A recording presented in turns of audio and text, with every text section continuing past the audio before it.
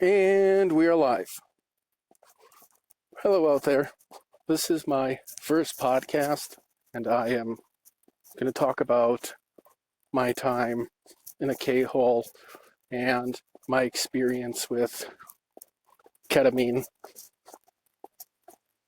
So don't mind the ifs and uhs and dramatic pauses as I walk you through the nightmare of my experience and the tragedies that the justice system still hasn't done anything about while I was under this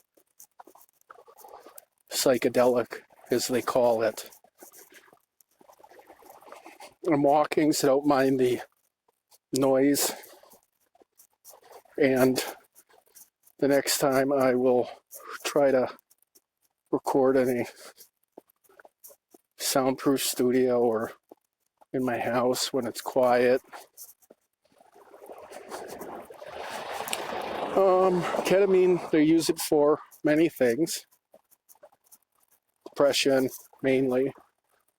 Post-traumatic stress disorder, anxiety, people who are violent, people with anger issues. And it's like a new trend, but I did it when it was still relatively unknown and nobody really knew anything about it, which made it really dangerous. So my personal connection to it isn't a good one, and I had a horrible experience. I'm still trying to pick up the pieces of my mind that I thought I lost. And the other bad thing about it is the influx of memories that come and that you have to sort through and deal with and try to find peace with it or accept it some way. The aftermath of mine was terrible, and I'm still trying to recover from the losses that happened to me and everything else that has happened from this experience, which I should have never did.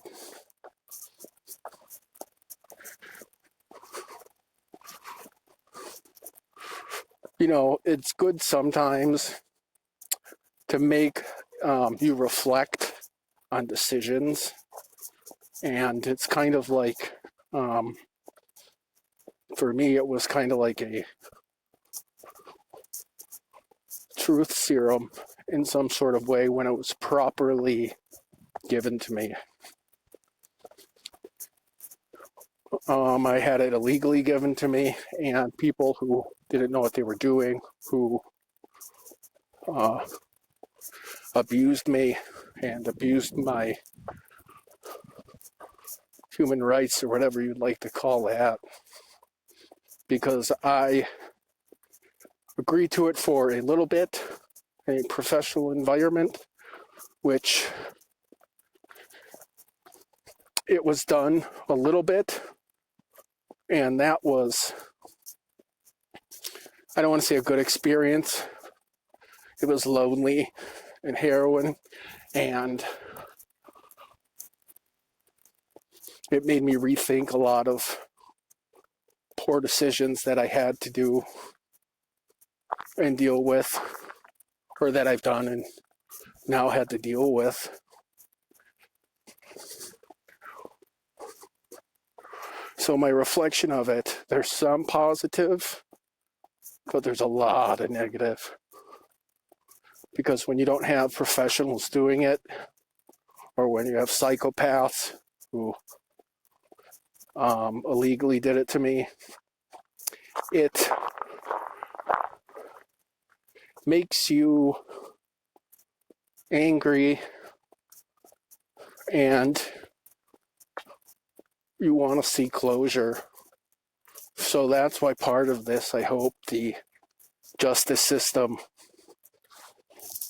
hears this and helps prosecute some of the scumbags that were abusive and essentially abducted me, because that's what happened the time after the real time that I did it with a licensed professional.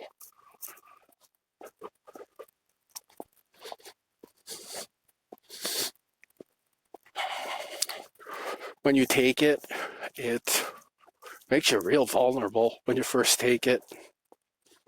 And I remember when it was first given to me through an IV intravenously, and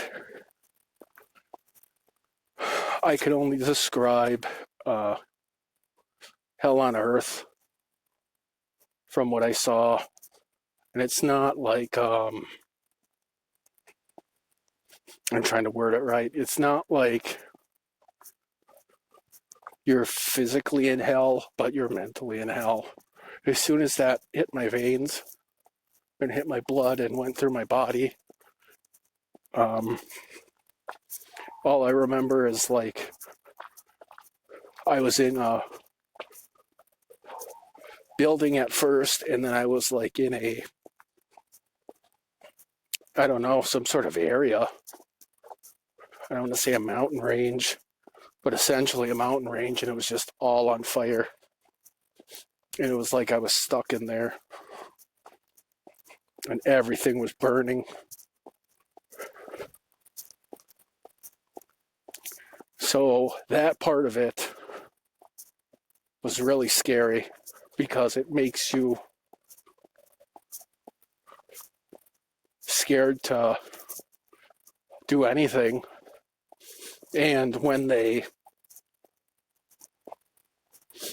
give you massive amounts of it when you're not used to it, it is like taking any other illicit substance, because it is a psychedelic, and that's what people use it for.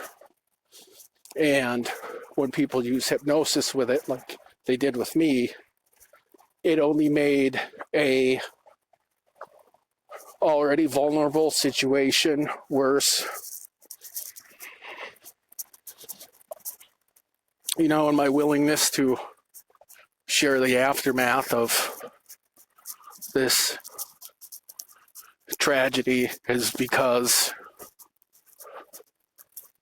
I want to let people know the truth, and I want my kids to know the truth, because a lot of my baby mothers have said and done horrible things while this was going on, and they made it so that my kids don't really want to talk to me anymore.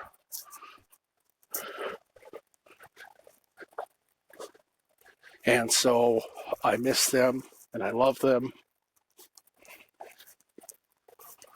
And I wish there was a different way around it, but it's already happened.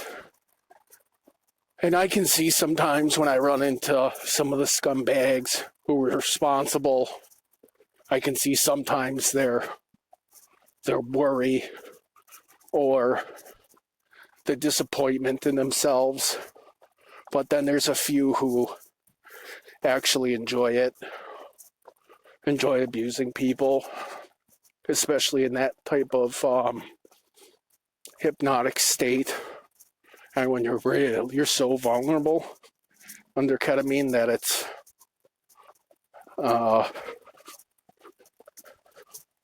it's almost like you're a little baby, or kind of like helpless. It's kind of like that crawl, walk, and then run.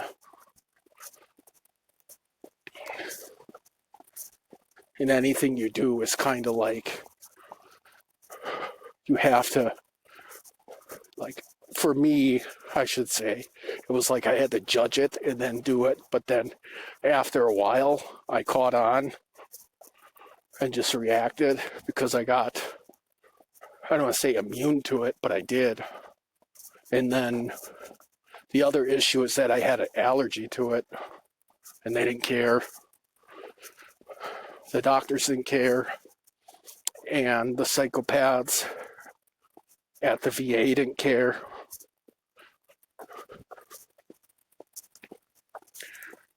Because whenever I took it intravenously, which is the worst, it always made my face swell and my eyes swell, almost shut.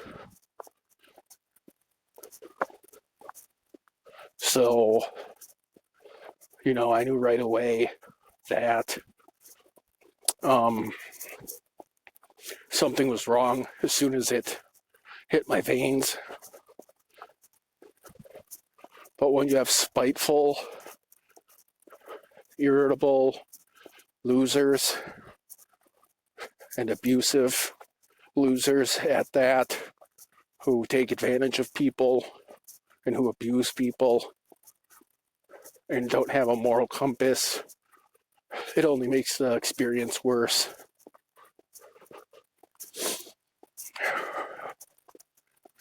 Don't mind my sniffles. I'm not crying. It's cold out when I'm walking.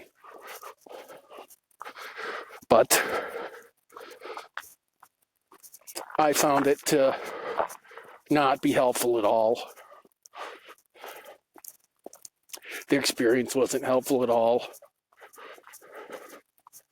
And then I had my spiteful ex-wife, I think the second one, who really ramped it up and abused me, and she did some unspeakable stuff, and she's one of them who I hope sits in prison for the rest of her life, because there's been legitimate crimes committed against me and, excuse my burp, against me and some of my kids or my family that can't go undone. And people think that it's funny or cool here where I live. And people think it's funny or cool at the VA in Milwaukee, and it's not. And I tried to explain to him one time, would you like it if this experience happened to you or your dad or your son or your daughter? But when you deal with psychopaths and losers who lack a moral compass and a backbone, it's hard for them to see any sort of way.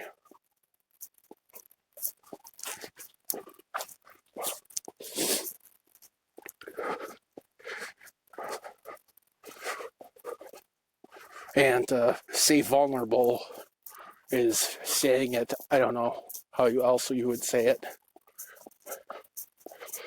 is like, I told you, it's like you're a little baby and you're first learning things. But then when they hypnotize you or use other hypnotics with it, they can really set you back. Because they made me think that I was like 2 years behind. Because it's 2025 right now. So they made me think at one time, when I finally got out of it, that it was 2021 or 2022. Because I filled out my application to rent my place and I put 2021 down, and my landlord fixed it and put 2022 or 2023.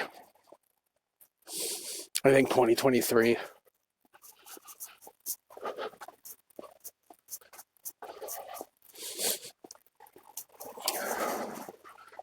So me sharing this, I hope that there's more people who've had such a disastrous experience with ketamine, or at a ketamine clinic, or at the VA, that they, speak up.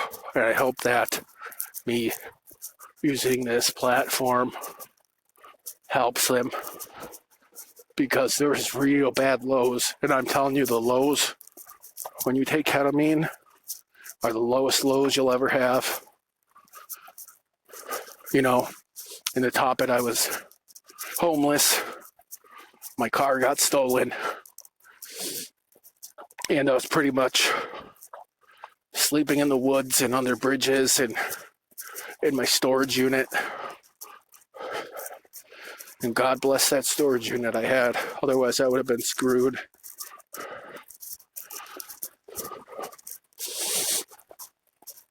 So that was the other part, is when you don't have real professionals or people guiding you or mentoring you through it, or being around other people who are going through it. It is a nightmare. And it isn't a microdose like they give out now, where they're doing it for, like they give out SSRIs. You can go to a ketamine clinic and they microdose it, which I'm good. Never again. But when you have people plotting against you and trying to destroy your life, you're kind of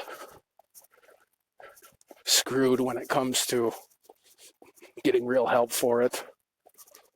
And so I hope that when the justice system hears about this, or hopefully, I wish the president, that something gets done and people go to prison and some laws are set in motion. That's the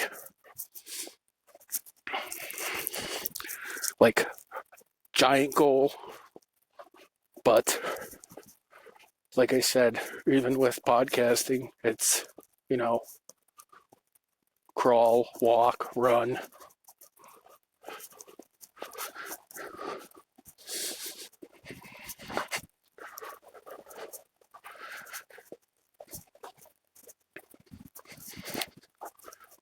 The circumstances leading up to my K-hole experience, it wasn't the first one. I had one unmanaged one when I was a teenager. My cousin and her boyfriend took advantage of me, and I almost died. And my dad approved of it. And I told him, how dangerous it was. He said, they almost killed me, and you don't care, But I was being set up and persecuted by my family members because they were jealous of me. And I don't want to say things that I did, but I was having things starting to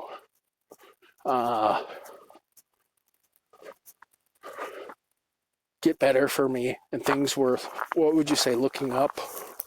And my family members didn't like that. They wanted to keep me at the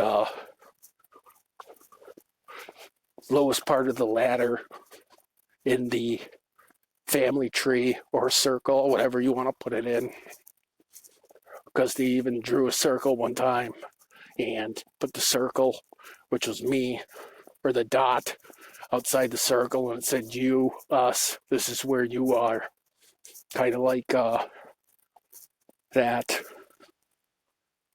Ben Stiller movie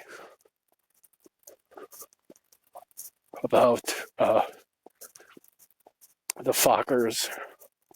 When they did that to him with the note, they did that to me, but they beat me up really bad while I was on it, and abused me and electrocuted me, stuck me in a dog cage, put a electric dog collar on me, and shocked me, beat me almost unrecognizable. Then they continued to beat me, and they threw me in a dumpster one time thinking I was dead. But I came to that one time after they tried to kill me. I came to in the dumpster and got to the hospital and called my one baby's mother and asked her to come and get me. And she did. Thank God.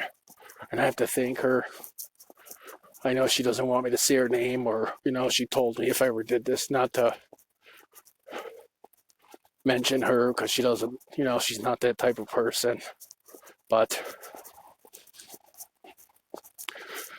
she knows who she is, and, I kind of owe everything and owe a lot to her and her family.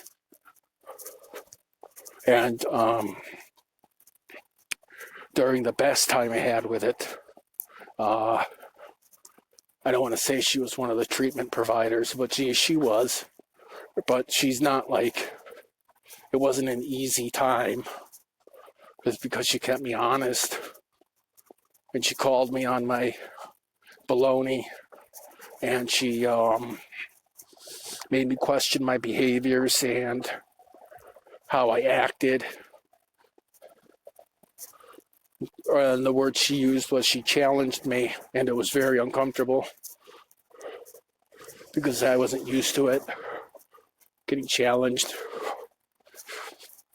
here and there, but not when I was sober or when I wasn't on ketamine. There was no challenging because I took care of myself for a long time and lifted weights and so on and so forth. So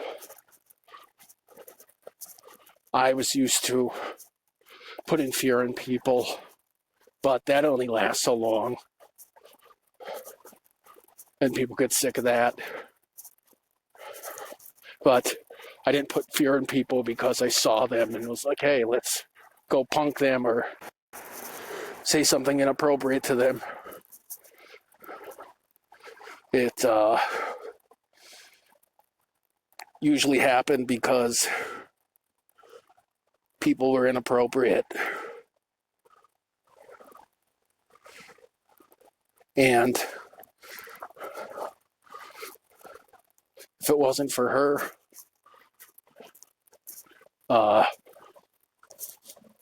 I'm not sure I would even be alive. But the first time I went through it, like I said, my cousin and her boyfriend abused me. They had their friends abuse me and tried to kill me. And I got to think that, I thought about it today, and that bodybuilder guy who kind of kept me from getting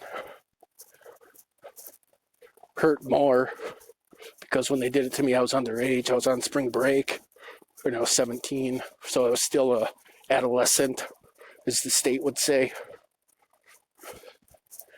especially this state of Wisconsin. There's the whole minors things, there is no, you don't cross that boundary line. And my cousin and her boyfriend were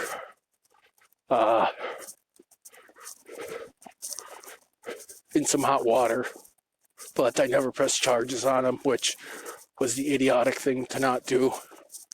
And like I said, they continued to give it to me sparingly, my parents, and they continued to hypnotize me, which anybody out there, don't get hypnotized, ever, ever, ever. I can't explain it to you any more than that. They can do whatever they want to you when they hypnotize you. That's all they got to do, is swing that darn pendulum, and they'll make you do whatever they want. So like I said, when you're dealing with narcissists and psychopaths and sociopaths, you are in some deep trouble, especially if they're hypnotizing you and then using ketamine. So my cousin, the first time, I caught her cheating on her boyfriend. And I didn't say anything, whatever. Whatever. And her boyfriend kind of knew and asked me. So I had my cousin's back. And I was like, yeah, I didn't see nothing. Whatever. Well, thinking about it now, and reflecting, I should have just told him. I'd asked him to give me a bus ticket home, because he ultimately knew, and then he hated me for it. So he immediately wanted to kill me, and that's when that's the first time I got bit by a rattlesnake too. That was freaky too. And then my cousin tried to get some of her friends to come kill me, which was scary because they had me locked up in a house, making me think I was doing things all summer. And they beat the snot out of me bad, to the point where I was in the hospital a couple times. They just threw me out of the car, and I ended up at the ER. And then my cousin would hypnotize me and make me go back and hang out with these people, and then they would, abuse me and beat me up and pretty much did everything to me. But I lived, and barely. So part of me has always wanted to call those people and, let them know what scumbags they are. And my family knows that they're scumbags. But me telling them isn't going to do anything about it. Like I said, because they don't have a moral compass or a backbone. Because they've never been in that sort of place before.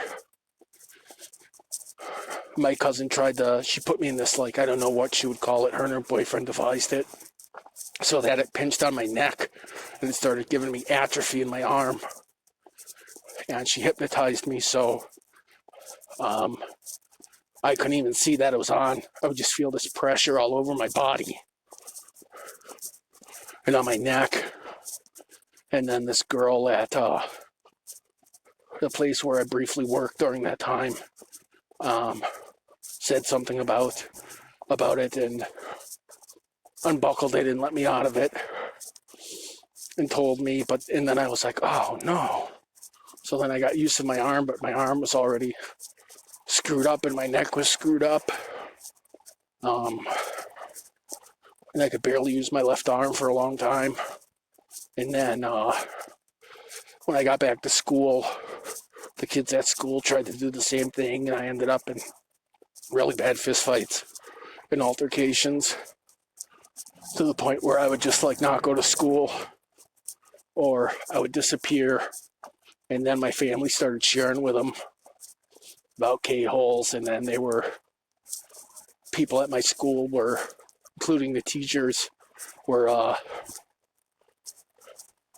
giving me ketamine sparingly.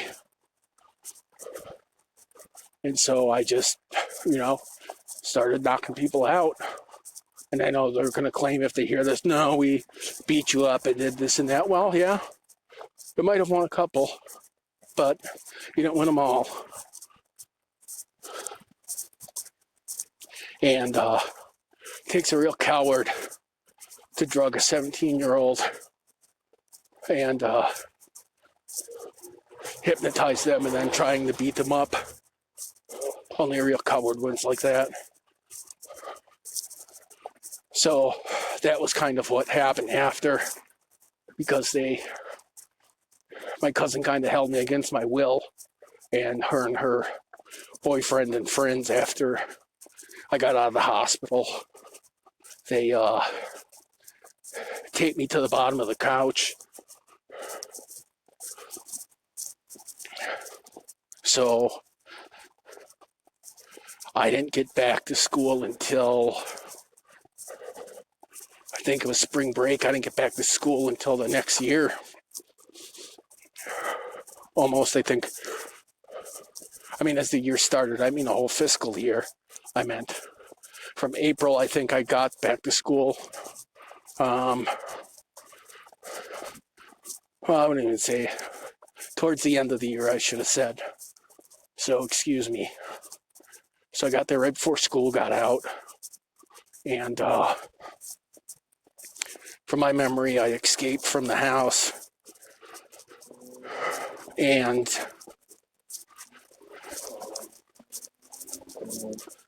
I ran into some of my classmates at a store in Wausau where my cousin lived.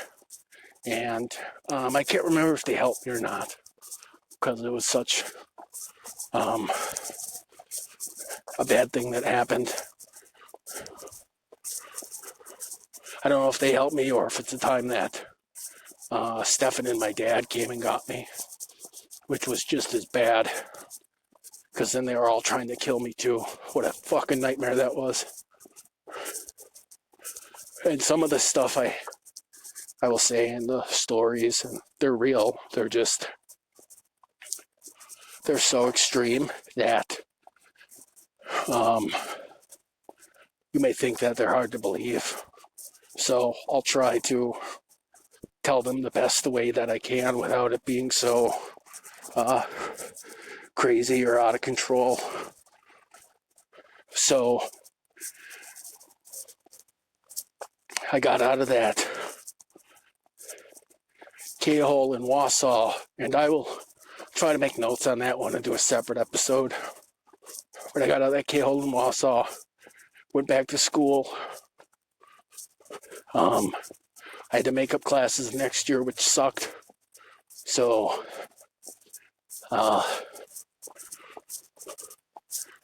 I went back to school, and the kids were trying to put me in one. And then one of the students hit me over the head with like a club or a bat and knocked me out cold. And then they hid me somewhere and put me in a K-hole. And then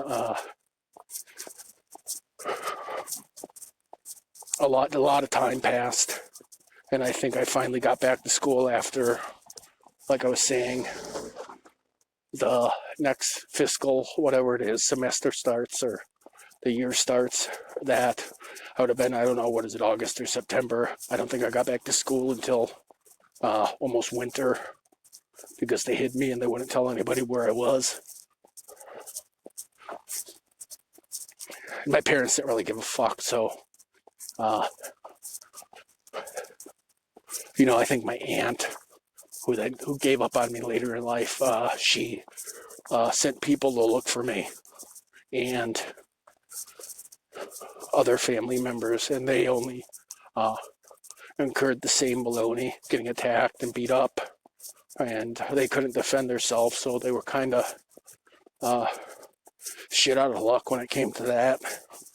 So those kids in Michigan took quite the advantage on them people, or those family members, and then they tried to Photoshop stuff to extort my family, but my parents had no money, and they tried to extort my aunt, and my aunt, at the time loved me, so I don't know if she paid or what, but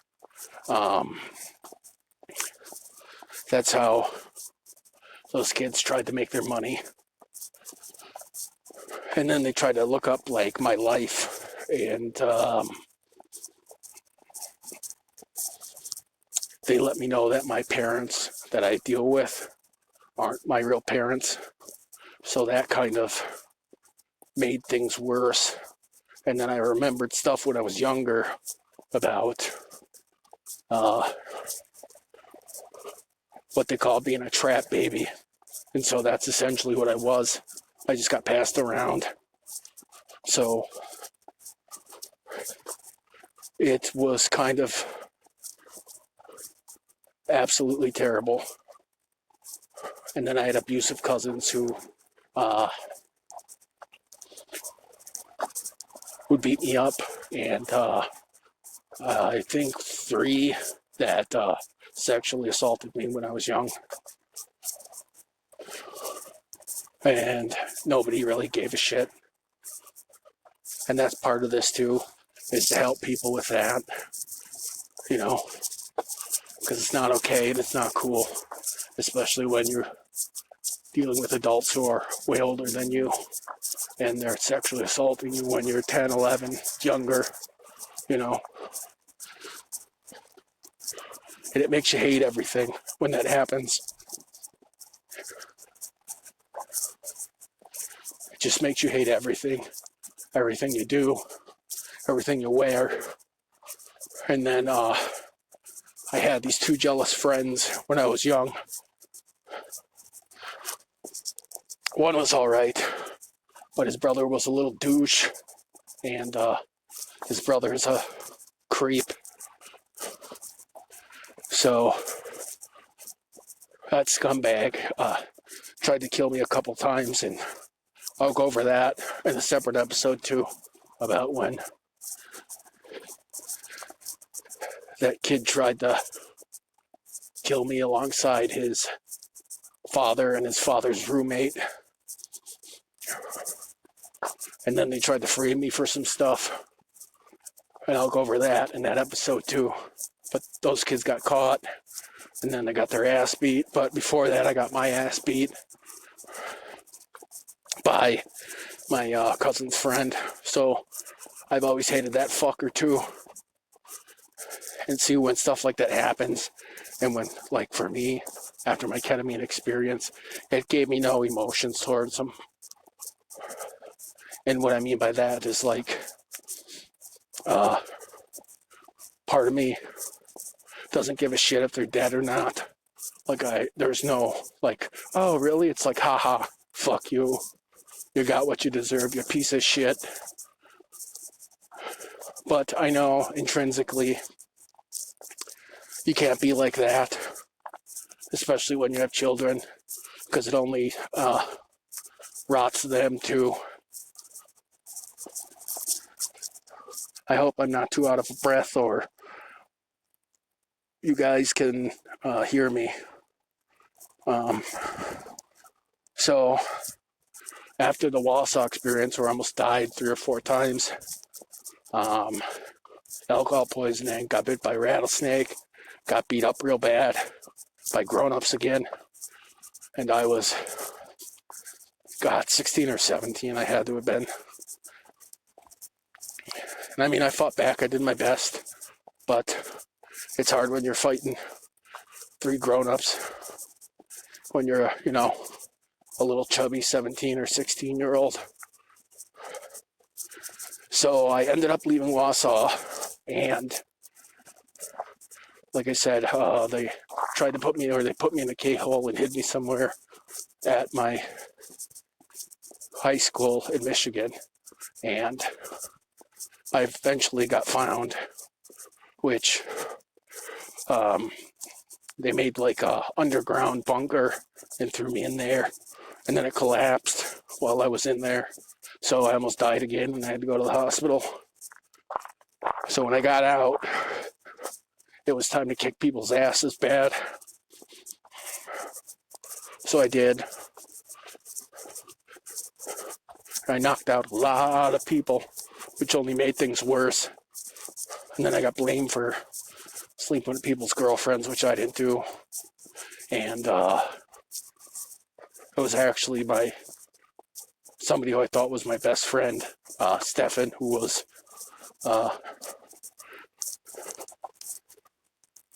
sleeping with these girls. And, you know, I'll say his name, but I'm not going to say his last name, because I know his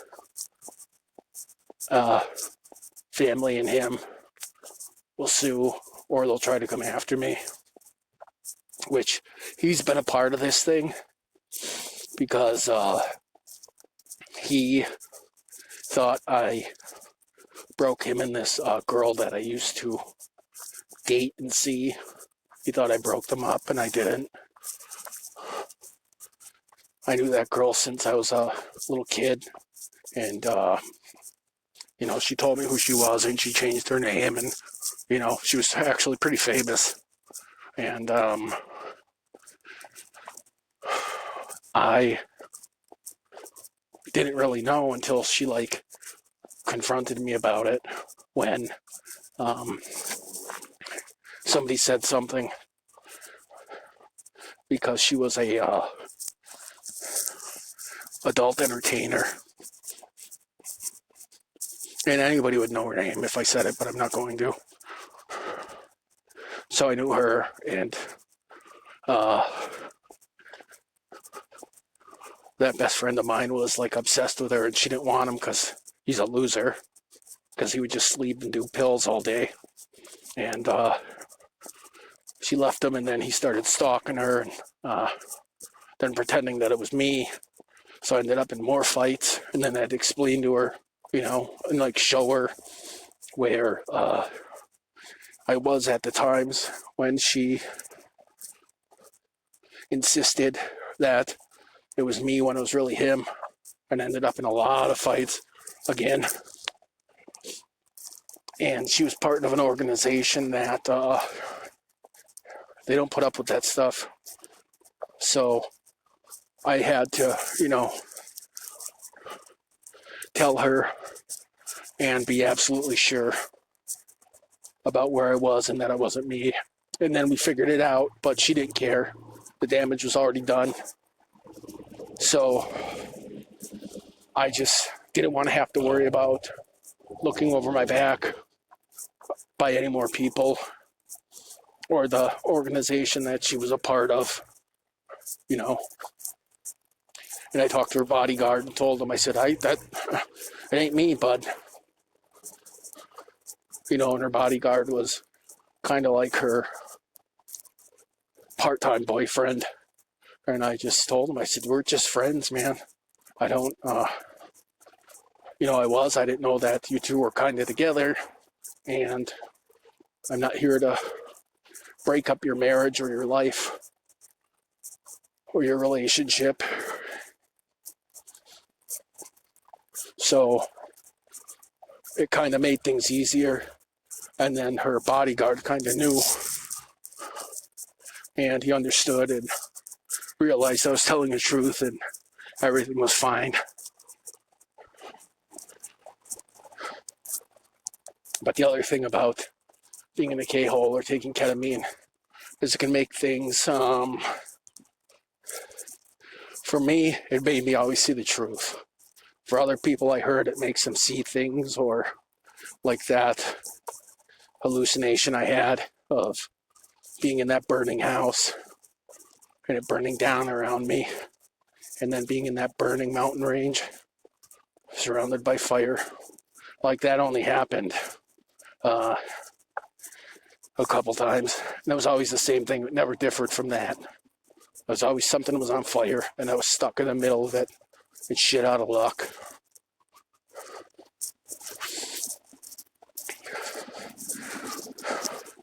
So that was my kind of second time around ketamine. And the other issue is I never had a disconnection from reality or altered perception of things. Like I said, it always made me see the truth. And like I said, it was weird. They would make those Photoshop pictures, and they did them really well. But whenever I saw them, I always saw the truth and what it was and who it really was. And then it used to piss them off. And that went for every time that I was on it or under it. It always made me tell the truth, like to almost an obnoxious point. And I always told the truth. I didn't lie. I just didn't dime people out when I should have. I shouldn't have been worried about street rules. I should have just sent these people to prison, in which supposedly some did, but I don't believe that. So throughout the rest of high school, it was on and off with this K-hole, and it was dangerous because when they hypnotize you under it, and when they're really, really, really, really got you blasted on it, it, like I said, made me see the truth in things, but it also had issues when it came to other people. Like if people could say, I'm whoever, and they wouldn't be the person that they say they are. But I would always see them as that, but then I would always see that they were someone else. So I started naming them. You know, I would say their name and then 1, 2, 3, 4, you know, and then it got into colors. 1, 2, 3, 4, then red, yellow, blue. And I was always right. You know, and I've been wrong in my life a lot of times. You know, and I jokingly tell my one kid that I have left, or that I see, I should say, I jokingly tell her, you know, I'm right 99% of the time, but when I'm wrong, I'm usually really wrong. And so that's where I make an ass out of myself sometimes. And the thing about when they have you under that hypnotic is they can, like I said, they hypnotize you. They can essentially make you do anything. And I mean, mentally you can have limits and stand up against it, which I did, but then when they abuse you and threaten you and physically beat you or sexually assault you, it makes you think of things differently. So that was another experience of it. And then the other thing is the helplessness, and then the most, not the most screwed up part about it, but the other fucked up part about it is time distortion. Like, especially when they are hypnotizing you and using ketamine and then other hypnotics, they can make you think that 6 years has passed by and it's only really been an hour, and you'll really go through those 6 years, you know, or it feels like you go through it, but it's really in an hour. And it is the worst part of, one of the worst parts about it is the time distortion. The other thing about the altered perception is they tried to make me think that I looked another way when I didn't. So it made me embarrassed and felt horrible about myself at times.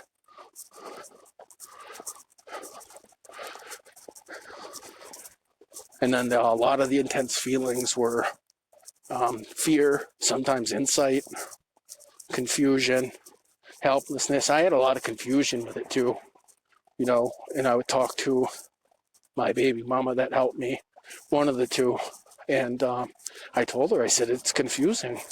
I said, I have to literally think about it and pick the sentence apart structurally or by the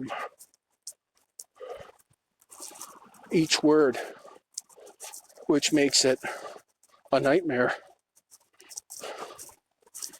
And that was a bad part about it, is the confusion. And then the fear, like when they really, really dose you with it and use other hypnotics and then add hypnotization, it, Jesus, do they make you fearful? And it would make me not react fast. Like I would freeze. Or, you know, I'll share a horrific story and I'll make that a whole episode in itself of when this stupid piece of shit bitch shot my daughter in front of me. And she still never went to prison. She's still walking around a free woman. She shot and killed my daughter in front of me, and the cops just let it go. Don't mind this asshole dog.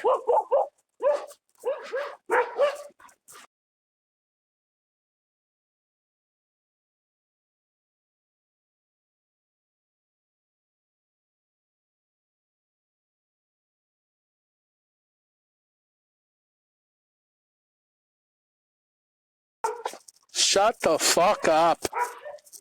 Sorry, that commercial and break was brought to you by your neighborly asshole dogs. Especially when you live by them for 3 years and they still bark at you. Undisciplined swines.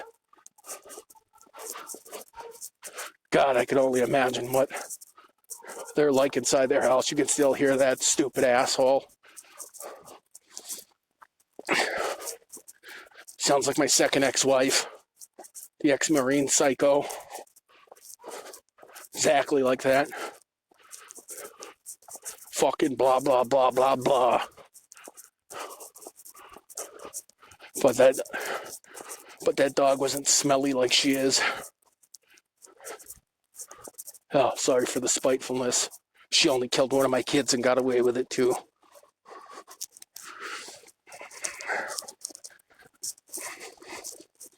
A lot of the helplessness from being in this K-hole happened after everything happened, and it wore off because they tried to give me a ketamine block, and then the unprofessional people tried to give me a ketamine block in my neck, and then I got an abscess from it and almost died. Ended up in a coma again, which I have to say, there's nothing like a good coma. Oh, you wake up rested, a little confused, high as giraffe pussy. Yeah, and I stole that joke. Get over it. Oh, go fuck yourselves. But that was for the people who think I made up that joke and blah, blah, blah, are bitching about it. Not to everyone else who's listening and uses this for help. You're all right.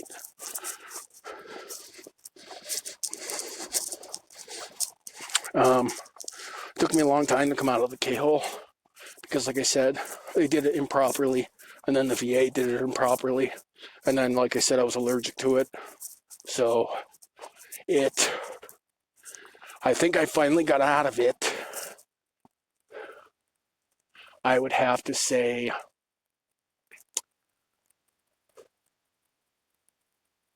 my kid's in 9th grade. I think I got out of it finally in the beginning of, or the end of her 8th grade year. I mean, I was out of it already, but her piece of shit friends were trying to dose both of us, and they were stealing her stuff. And then one of the girls' moms was hiding my daughter from me. And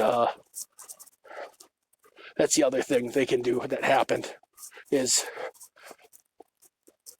if you're on it, they can hypnotize you to think that the person in front of you is the person that you're used to dealing with.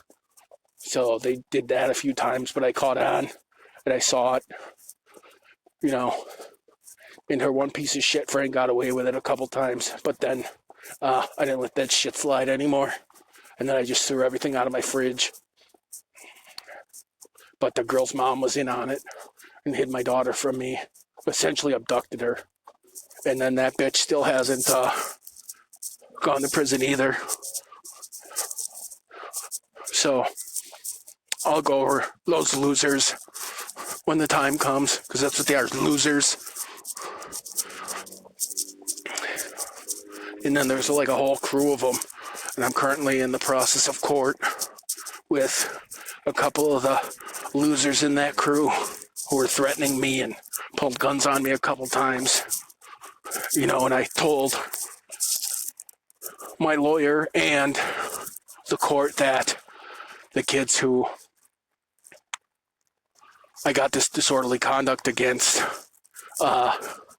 told me that they killed people and that they, you know, they pulled guns on me, and then they told me that they got my daughter so inebriated and they took advantage of her when she was inebriated, and they tried to show me pictures of it, and I didn't look, you know, I looked away, but, you know, there was I don't want to say a glimpse, but I don't want to say fish-eyed it, but peripheral, and then I just told the kid, you know, I don't know who you think you're punking or who you're fucking with. So I went and told who I thought was his parents or his mom, and they didn't do shit about it. So I'll be able to talk about more when court gets out, because I still got to deal with the justice system because of those fucking losers. Sorry for swearing, but they are. They're fucking losers, rapists, murderers. And like I said, it's like the justice system doesn't care. But the other thing about K-holes and when you get out of them is that you notice shit that happened while you were in it that you didn't notice then. Like when I went to the VA, when some guy tried to stick me up, and then another guy tried to sell me his pills, and then they tried to set me up, and I told the cop this and that, and then all of a sudden I look behind me and there's this fucking detective from the West Dallas Police Department trying to grab hairs off my jacket, you know, and then you go, excuse me, and then they keep pretending. So that happened. Yeah, there was an officer or detective at West Dallas who ended up in the basement at the VA, and he tried to pick hairs off me because they were setting me up. And that's a whole nother thing too of why I was in the K-hole. And then I'll have to devote a complete gigantic episode to that, of why, because it's almost so unreal to be true. And then especially with the people involved.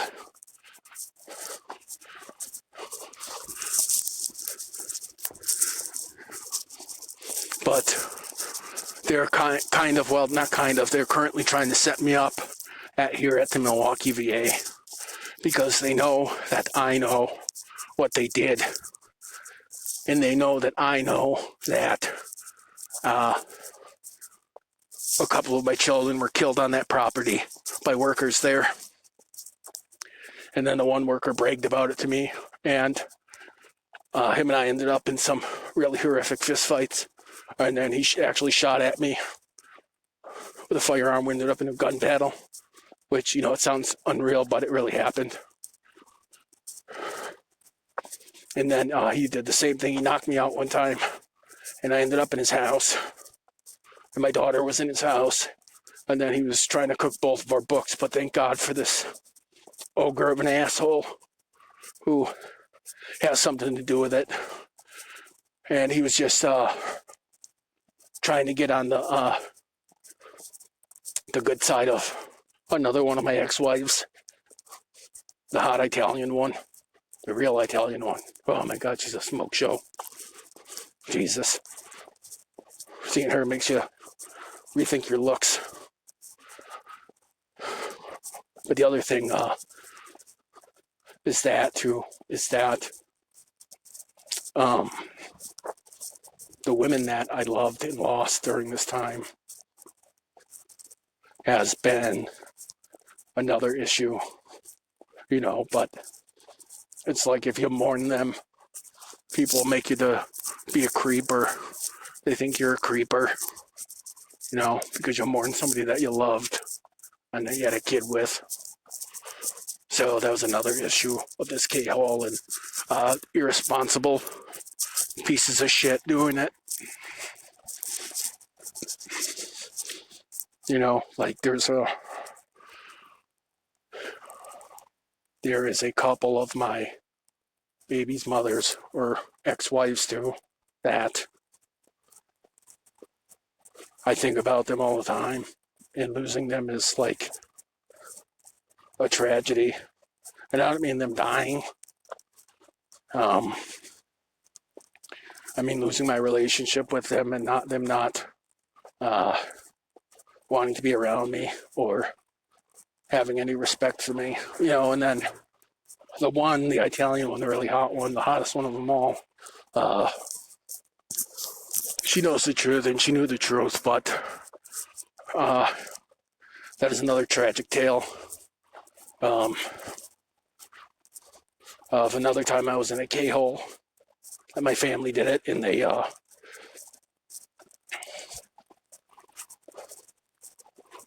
beat my girlfriend up and raped her. So, like I said, there's been no justice. And it destroyed, I don't want to say destroyed her life, but it made her into a completely different person. Like, from my perspective, it kind of made her more sexually promiscuous, where she told me one time, that she said, I'm a slut. I like getting down. And I knew that it was from the time that my cousin raped her, which I'll do a whole episode on that too, in losing her. God. And when I tell you she is the most beautiful woman in the world, I mean, not everyone you've ever met, I don't care what supermodel. And so she doesn't get too flattered. I guess you could give her a tie with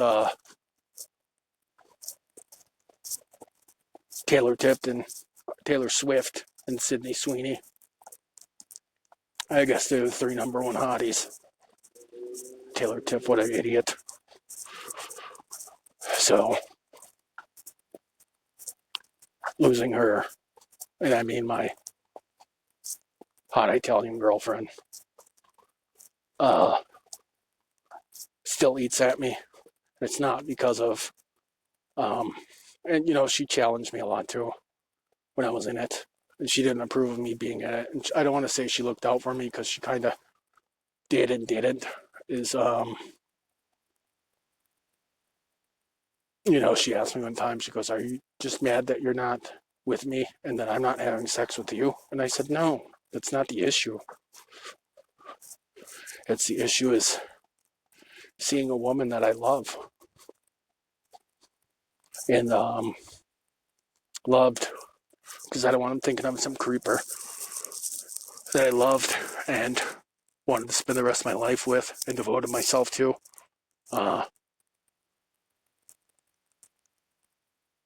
Doing salacious things, or having the idiots that she was fooling around with come and try to show me pictures of it, which, and I told her. And then she tried to say it to have them stop, but I said, that's not the issue. I said, the issue is that I want to get violent and I want to beat the shit out of them. And the only reason that they're not laying in a fucking wheelchair or in a hospital bed was because of you.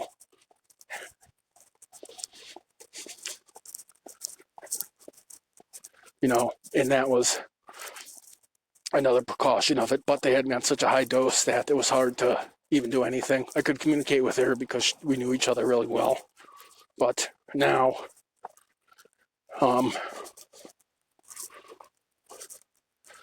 if I even seen her in public, I would just probably pretend I didn't know her. And I've warned my current child, or the one who's supposed to be my current child, because there are people who've also claimed that it's my ex-wife pretending to be her, and that I'm so traumatized from my one daughter's death that is all I see. So I just hope not, because I'm going to be really fucking pissed when the time comes, because they supposedly, my aunt, who's a real see you next Tuesday, let me know they had some big surprise for me when my daughter turns 18. Like there's supposed to be some big beat down, or they're supposed to come and kill me. And I just let her know that's not happening. Good luck with that. Or again, justice system doesn't provide or help. Like I said, that idiot cop from the West Dallas Police Department. And I'll give him a pseudonym so he knows that I know what he did. Detective Reese. Hey, Detective Reese, I know you were there trying to set me up. Then you tried to take those hairs off my jacket. And I also know that you're my second ex-wife, who's a real turd. I know that you're her cousin or brother-in-law or some sort of in-law. So if you think I'm stupid or you think I'm Johnny Umbobs or Johnny Bananas, you got another thing coming, idiot. So remember that, Detective Reese. You think I'm just some retard. I'm not. I knew you were there, scumbag. I know you came to my house too, you scumbag. And I fucking told you what happened when those people killed my kid. But still, you don't want to believe it because you're stupid. And that's why I hope that the justice system hears this and I get to tell them everything that happened. And I was threatened about these podcasts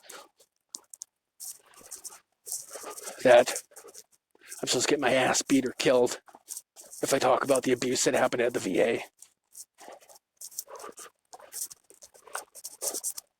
Because kind of it started when had to do with that second ex-wife, who was a real piece of trailer trash from Detroit. She's as dirty as the Flint River and just as toxic. So that wench set me up with one of my cousins. My cousin stole my identity. So when I went to the VA to go get care, they thought I was full of shit. So then a bunch of fights started. And when I tell you fights, I mean fist fights. Bad ones. I always won, except for a couple times when they teamed up on me.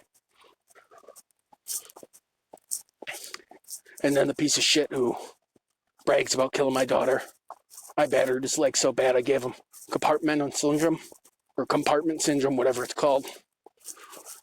So he'll know, and they'll know. Kept attacking me and saying shit to me. So him and I squared off, and I battered him. Knocked me down a few times, I'll give him that. Plus, you forget, I was so high on ketamine I couldn't even keep my eyes open. And then they were hypnotizing me before I'd fight. So it's like I was fighting two people. So he rocked me a couple times. I got up, kept my composure, and then I battered his legs with Thai kicks. Battered him. And then that big ogre who was trying to kiss my hot Italian ex-wife's ass. Or I don't mean the one with the big nose. I mean the dime piece.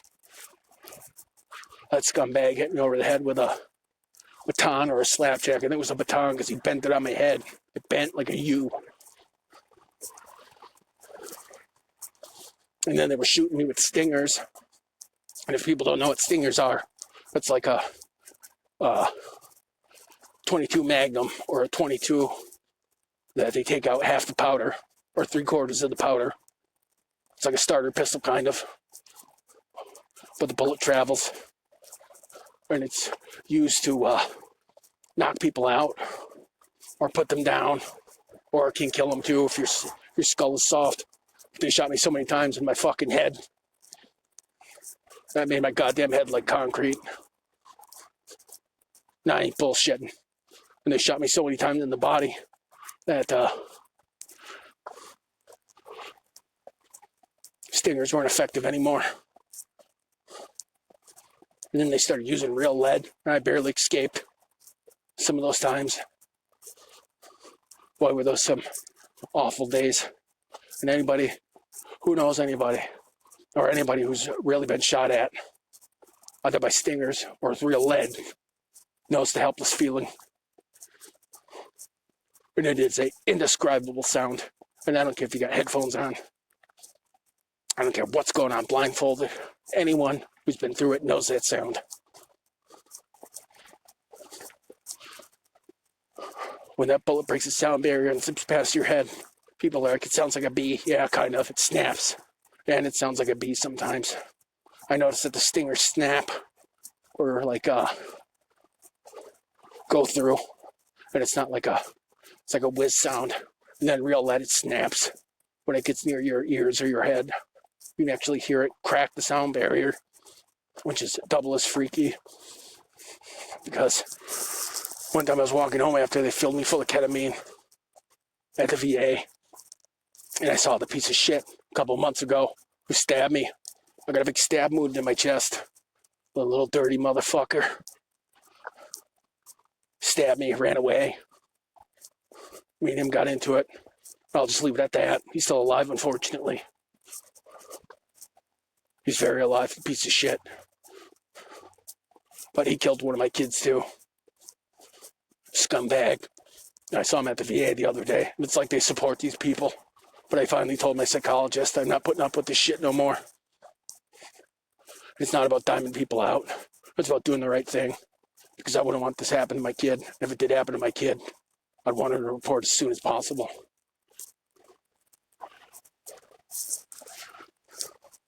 So I saw that scumbag, and it brought up a bunch of bad memories of him trying to stab me, or he'd kill me, and then him killing my daughter, one of my other daughters, when I was fishing with her in Greendale.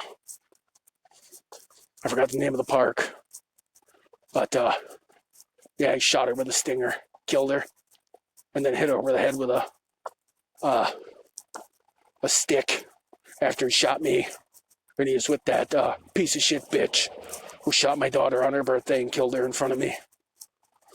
And if you guys think this is a fucking joke, it's not. And the sad part is, when my daughter was killed on her birthday, she was in the middle eating garlic bread.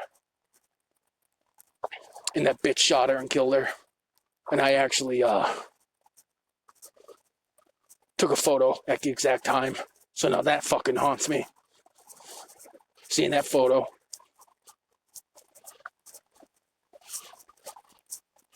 And then that bitch shot me. And then I just woke up. And the fucking cops were there. And I told them we did it. Still nothing happened. And that's what I mean. I hope the justice system hears this. Or there's somebody either in the Brookfield Police Department, Milwaukee Police Department, or the Milwaukee Sheriff's Department, or Greendale Police will do something about this.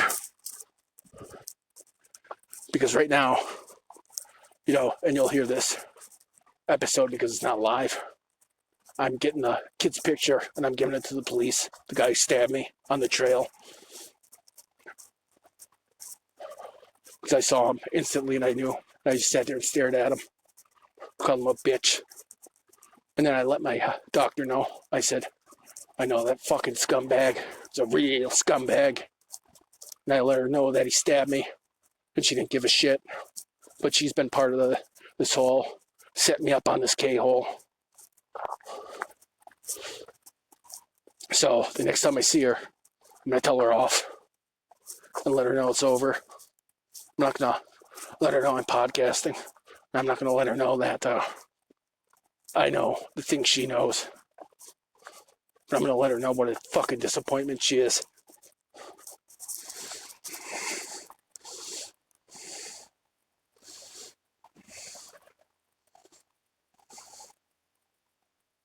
Because when you're on ketamine, it is a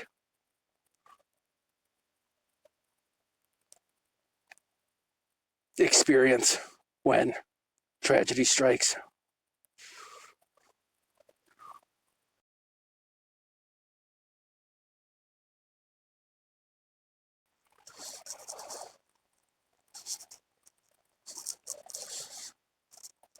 Don't mind that break. I had to blow my nose. Or do a snot rocket.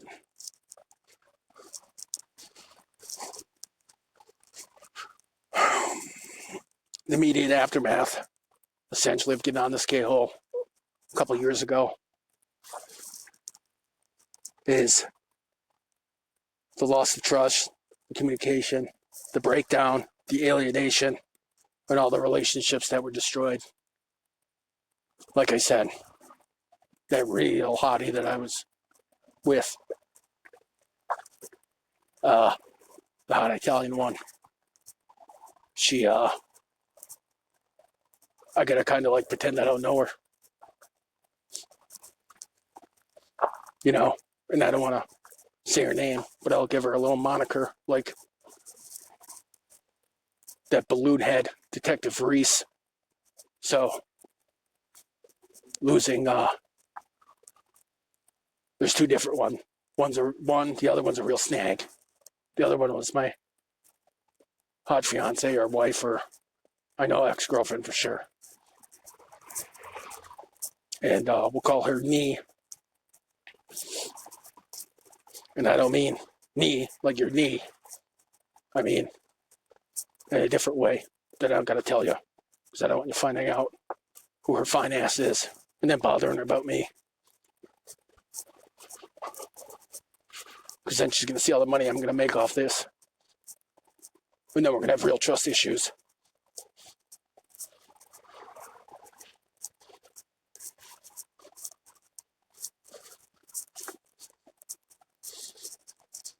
But that's the psychological impact. And lasting trauma is that my kids getting murdered, and then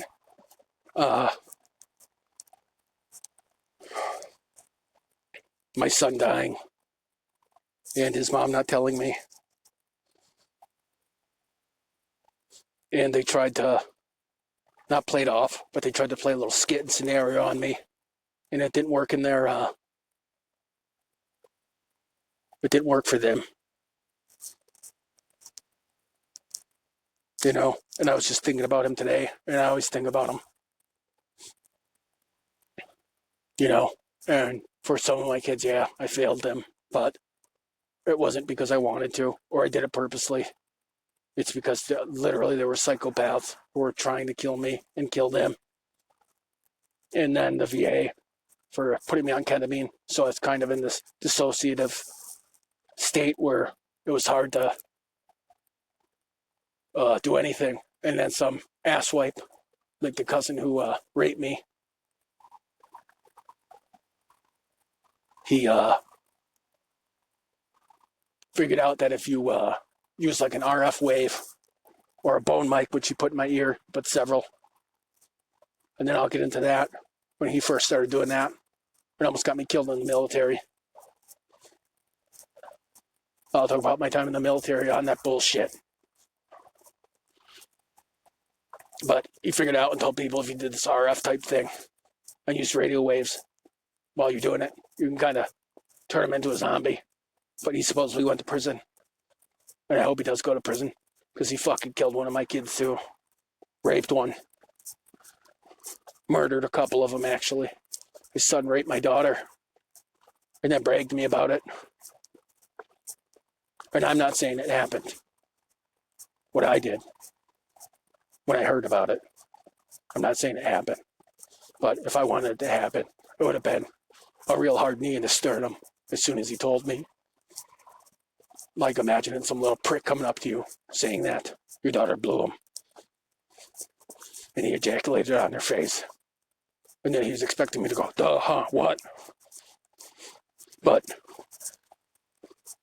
I think in the dissociative state, I wanted to knee him in the sternum, because I'm not saying I did.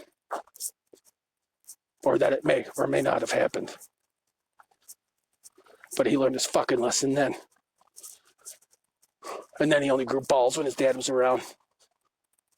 But then his dad was freely shooting stingers at me wherever I was and shooting my kid. And killed one of them, raped my wife. Raped my wife a couple times. Not the hot Italian one. He raped the fake Italian one. The Flint River bitch.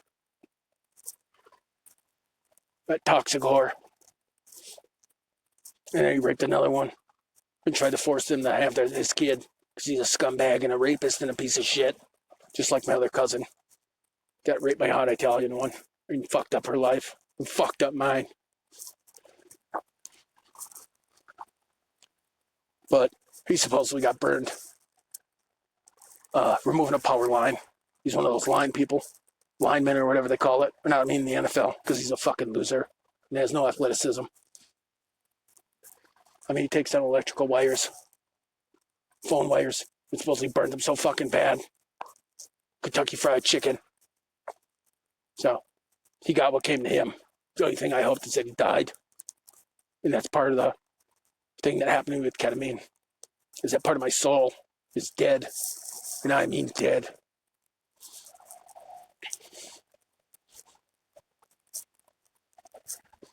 You know, and I kind of was like that when I was younger, where if you screwed with me, I would just hate you forever. But sometimes I got over it. But now, I'll even hate you when I'm fucking dead. I'll be laying there in a casket. And I want them to know I'll still fucking hate your guts. And I hope I haunt you for the rest of your life, and I hope I haunt your kids too, you pieces of shit.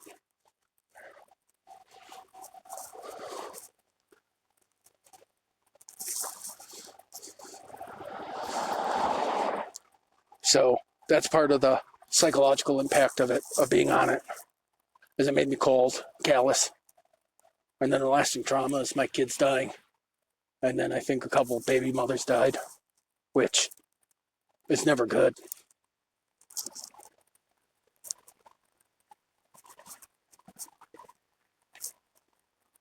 You know, and I'm not blaming them.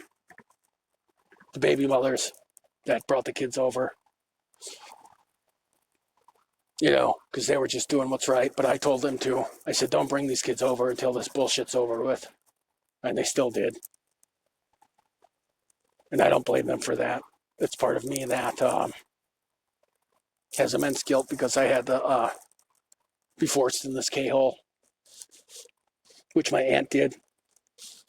She essentially told me, go in this K-hole or I'm going to kill you and your kids. So I went in the K-hole and she still tried to kill me. And then she killed a couple of my kids. So, you know, and part of me, that's part of the psychological impact, is part of me hopes that she lost everything, which someone kind of told me she did. I mean, not money, because she's always been a rich piece of shit. Is that she lost her prowess and some other stuff.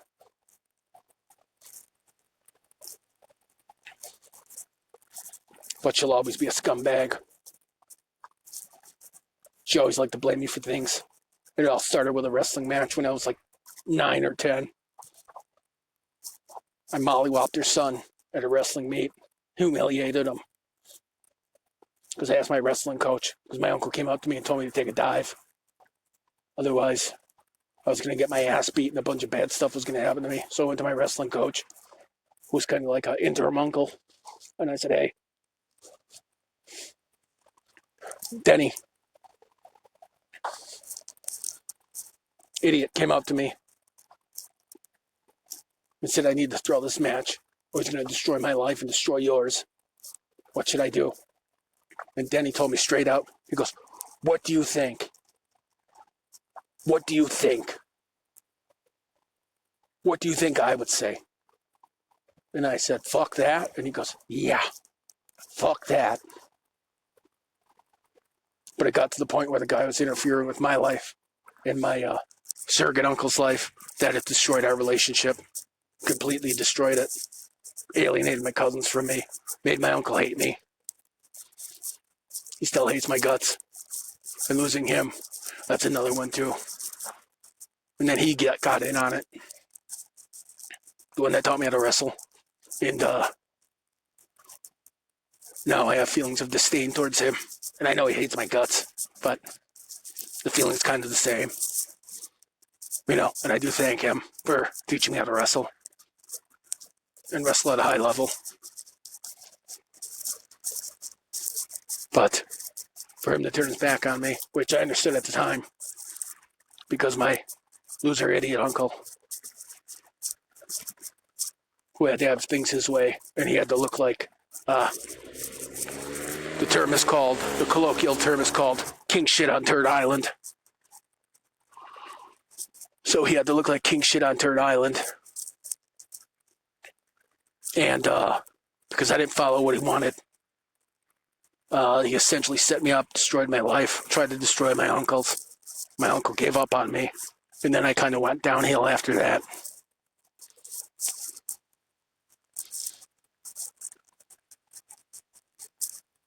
you know, because the guy kind of gave me confidence and swagger. And then he knew something was up because, like I said, even that uncle, he started that bone mic bullshit back when I was like 10 or 11, maybe younger. And I told my uncle, I told Denny, I said, there's something in my ear that's he's making me say shit, or it's making stuff come out thinking I'm saying it. And then he looked and he found a bone mic at a wrestling meet. And then the guy who was like standing opposite from him, the other coach, was like, what is that? And then my uncle Denny's like, oh, that's a military grade bone mic. And then the guy's like, yeah, I was in so and so. I can't remember what he said. Some sort of gung ho stuff. And then my uncle's like, yeah, okay. But you didn't know what this bone mic was? And then my uncle's like, I can't deal with this no more because it's starting to affect my life. And your uncle's starting to come after me. So he took off. And then he hated me for it. He hated me for the stuff my uncle did because my uncle tried to humiliate him. And then my Uncle Dennis's real wife, the black or African American woman, black one, whatever you want to say, really loved me. And then he had another one that was white, and she loved me too. And then she stuck up for me and was like, "You can't give up on him, this and that." And then my bitch aunt, who's the one I just said that helped kill my kids, is married to the loser, not the one that taught me how to wrestle.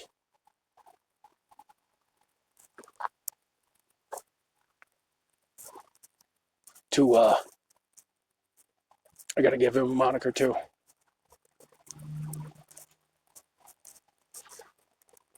So, my rich aunt who killed my kids was married to the loser, balloon head, who set me up and put the bone mic in my ear and destroyed my life too.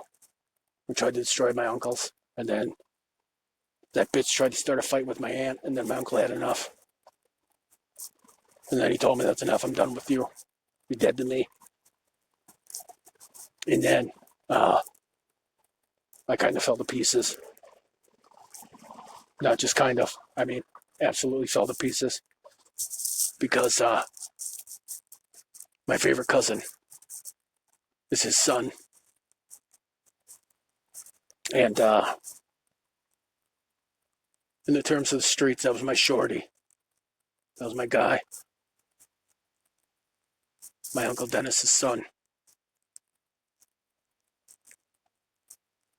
You know, and he even kind of threatened me. But I'm not going to say his real name. You know, losing him, too, has been horrible. And I mean, through death. I mean, that's a relationship, because that was my best friend.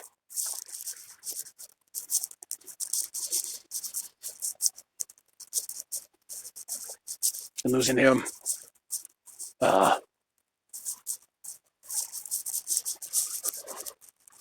has been terrible.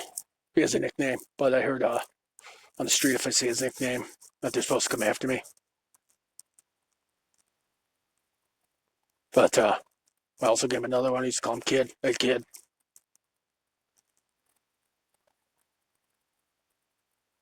And losing him and my Uncle Dennis, it's terrible. So my Uncle Dennis always hated me. After that, because my uncle tried to make stuff up, but my loser uncle, my Hispanic loser uncle, with the Pringles mustache, we have to call him Mr. Pringles, tried to destroy my Uncle Dennis, but my Uncle Dennis was savvy enough, smart enough, strong enough, and had enough backup and people to support him to where I didn't. I was just an innocent little kid, and my dad was out of control, doing drugs, acting like an asshole, being a piece of shit. You know, I don't give a fuck if he hears this too. You ain't been much of a dad. Here and there, yeah. But you also gave up on me, and you also set me up. Because if you don't think I heard what you and Marky were saying that time I was over by your house, I heard everything. So, When the time comes, I just need you to know I heard everything you and Markle said.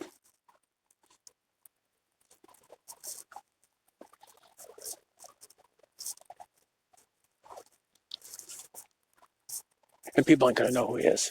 Another nickname for him. So that's what we'll call him, Markles. So Markle and my Markles and my dad are working in the cahoots. And they were talking shit and knocked me out and stuck fish hooks in me when I was knocked out. It was horrific. I woke up, I had fish hooks everywhere on my back, in my mouth, in the upper part of my jaw, whatever that thing is where your tongue places, the roof of your mouth. I had a couple treble hooks stuck away in there, in my lip, everywhere. I had treble hooks and fishing hooks.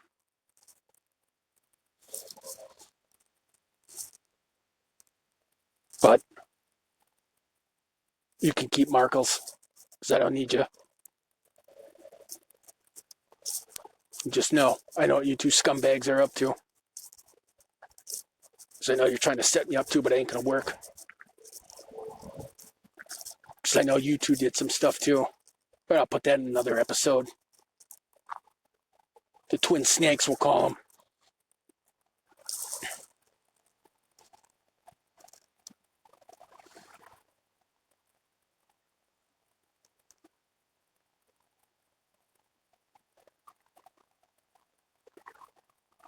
You know, some more unexpected consequences with love, losing love. Like I said, there's another baby mama I had when she claimed I had, I don't know, 3 kids with her. Or I don't know if all mine are with her. I think she has 5 total, and I think 3 or 4 are mine. Losing her.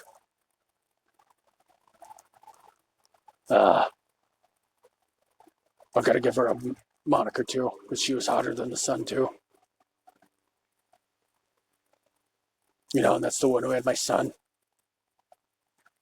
And leaving her alone to raise him alone has always bothered me. But he had his, and we don't like each other, me and his uncles. And I don't know if she likes me. I heard she doesn't.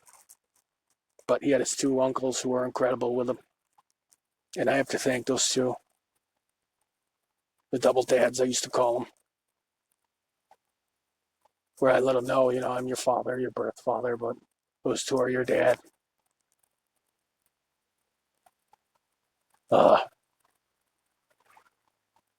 I'm glad he had those 2. Because if he didn't have those, it would have been a nightmare. So I thank God every day.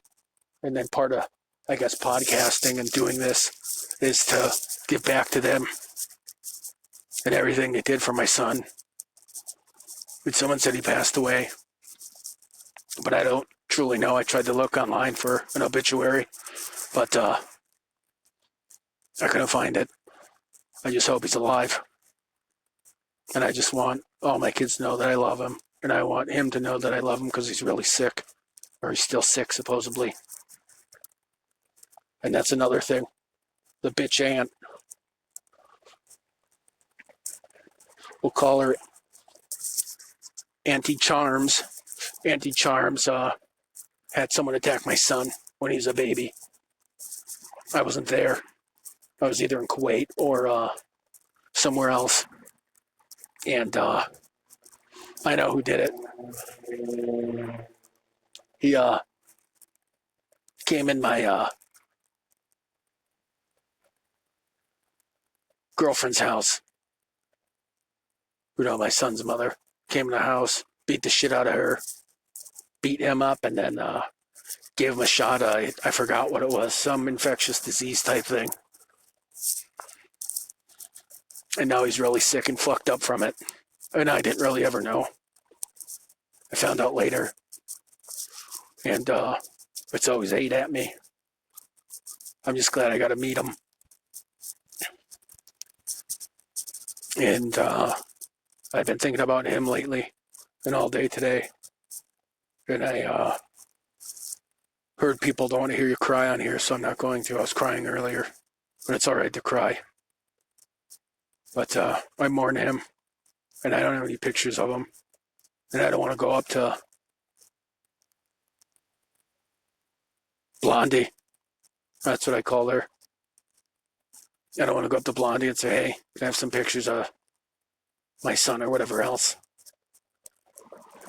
Because, there's a lot more that her and I got to talk to, and I got to apologize to her. And this is part of it, too. Is that, and to my Italian wife, the hot one, the really, really hot one.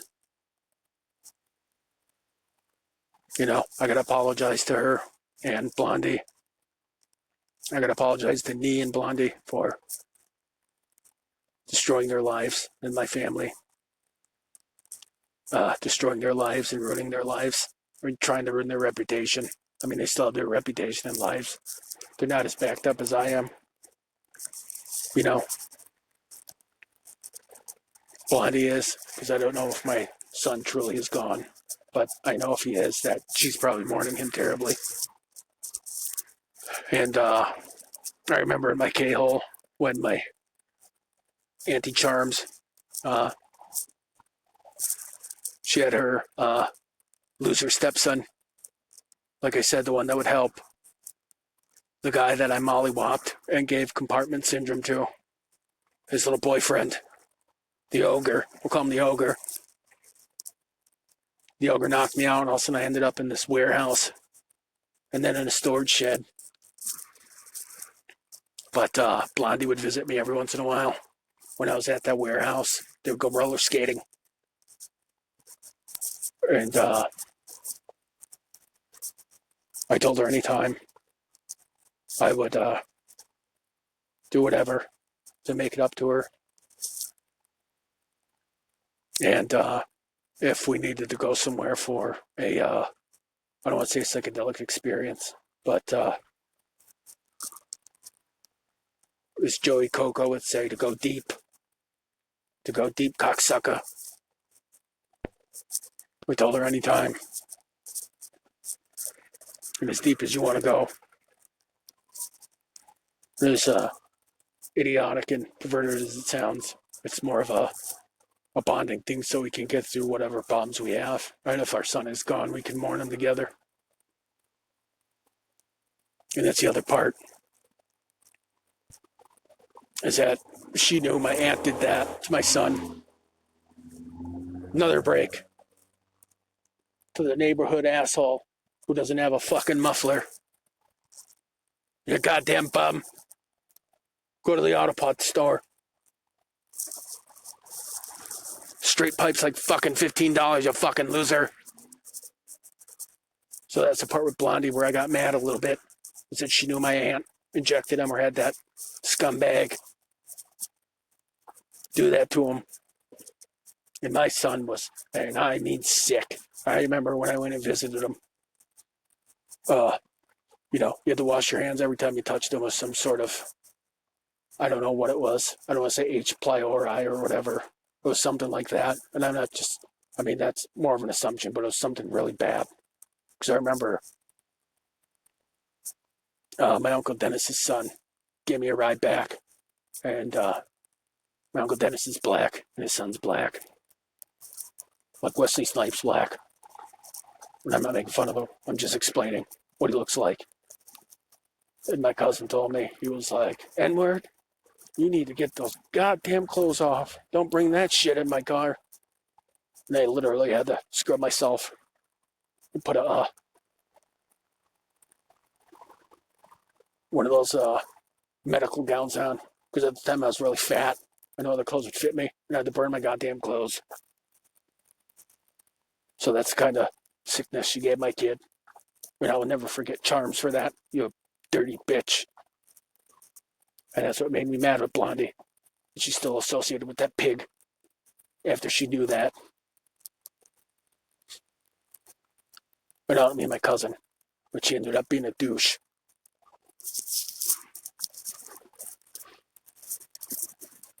Yeah, we'll call him Telly. Telly ended up acting like a real fucking turd. But for Blondie to associate with that bitch really pissed me off. And my aunt just did it to get good graces. Because she's also part of a club like Blondie. And how'd I tell you, wasn't me. And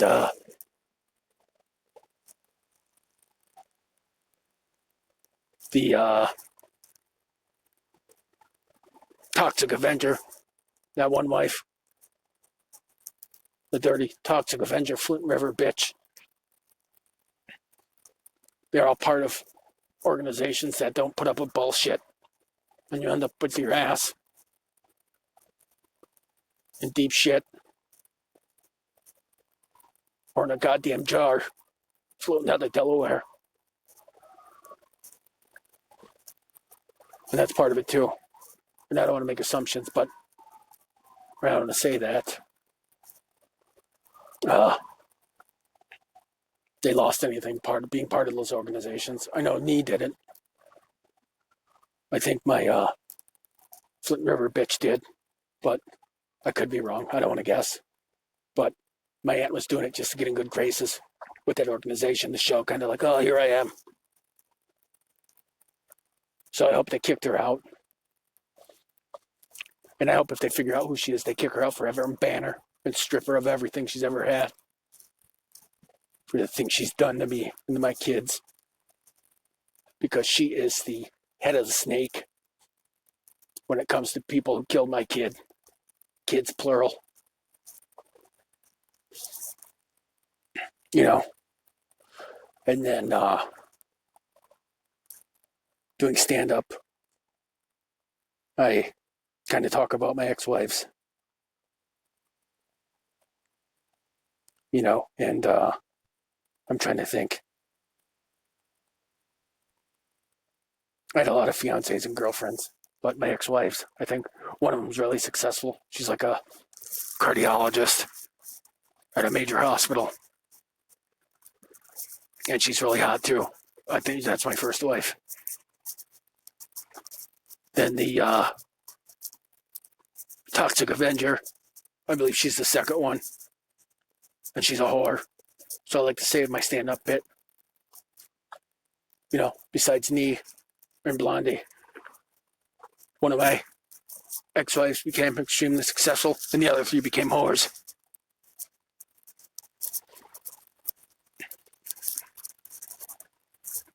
Because I know the Toxic Avenger and her little helper, Areola, are fucking losers. When the time comes, I hope you two bitches sit in prison for the rest of your life.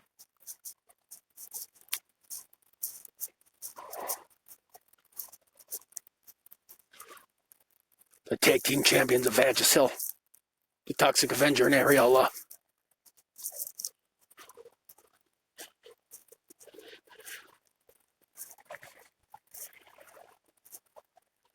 And they all know that I know. But that's the issue. Is running in the Blondie or Nee, because Nee has seen me in public. And she saw me at work, she works, and waved, or whatever else. But she stopped me one time and tried to talk to me, and I ignored her. Or walked past her and kind of like, what? Because rumor has it she's all pissed off at me too. But I didn't do shit to her. Yeah, and I kind of failed her. I did. But I was fighting back as best as I could when my cousin raped her. Or supposedly raped her. That's what he said anyways. Or kind of from my memory. One of my cousins told me. So that's the other part. I don't know if they're making up shit. But I think that was something that happened that, she hates me for. And then another one of my hot ones who was, what should I call her? God, she was a smoke show. I don't want to say she posted Playboy, but she was in a magazine for definitely. They raped her too. And then had a big fist fight with my family. And she hated me and her family hated me. And my family is a bunch of scumbags on both sides. the ones that have to deal with on the Hispanic side. The Uncle Pringles side, and then my mom's side, they aren't any better. They're just as fucking bad, just as much as losers and responsible for bad things that happen to me. And I got episodes about each one of them. So I'll have to do those on different days. But this first one was for my kids that are still alive, the ones that are alive. And my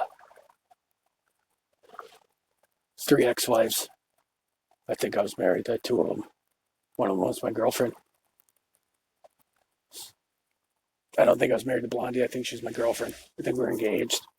But I think Nee and the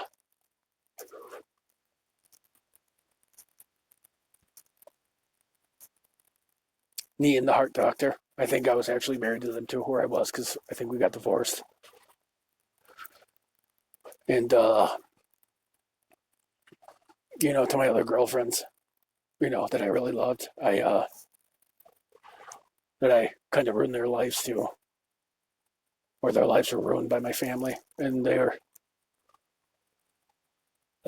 bullshit. And then I'll get into that too, because some of that's so unreal that it's hard to believe. And that's just part of it. And I don't apologize too often, because I don't give a shit what people think about me. But, to let them know I love them and I'm sorry for my family interfering in our relationship and anything that happened to them or their family or our kids. I'm sorry, and I'm sorry if I destroyed their lives, and they have destroyed their lives. And I hope that one day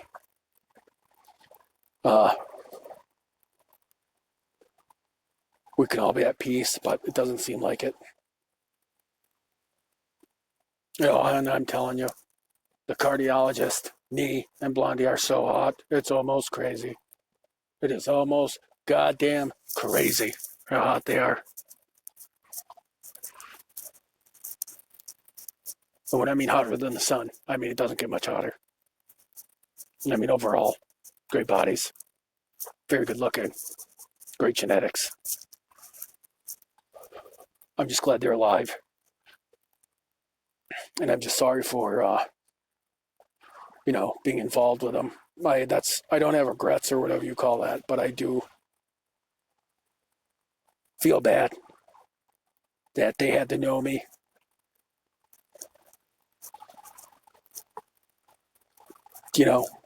And it's kind of like that Butterfly Effect movie where part of me, I don't say wishes I could go back in time and unmeet them, but part of me does to save them.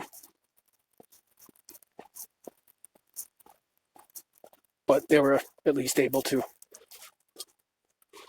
get their lives back. And I'm not bitching because I'm still alive and breathing, hopefully. Hopefully I'm not in a K-hole, in a basement or on the ground, because they even tried to do that to me at the VA. They tried to say, when you turn 40, we're going to really see where you are. Because you got 3 choices. The one doctor told me. The psychiatrist who thinks I don't know what he did. And then the ogre, an areola. And then the Detroit River Trash. They told me, by the time I'm 40, there's a few things that are going to happen. I'm either going to be in a casket, wake up in a casket, and be alive and buried alive. I'm either going to be dead, and it's all going to slip away. I'm either going to be Stinky, who's none other one of the idiots who plotted against me and tried to ruin my life.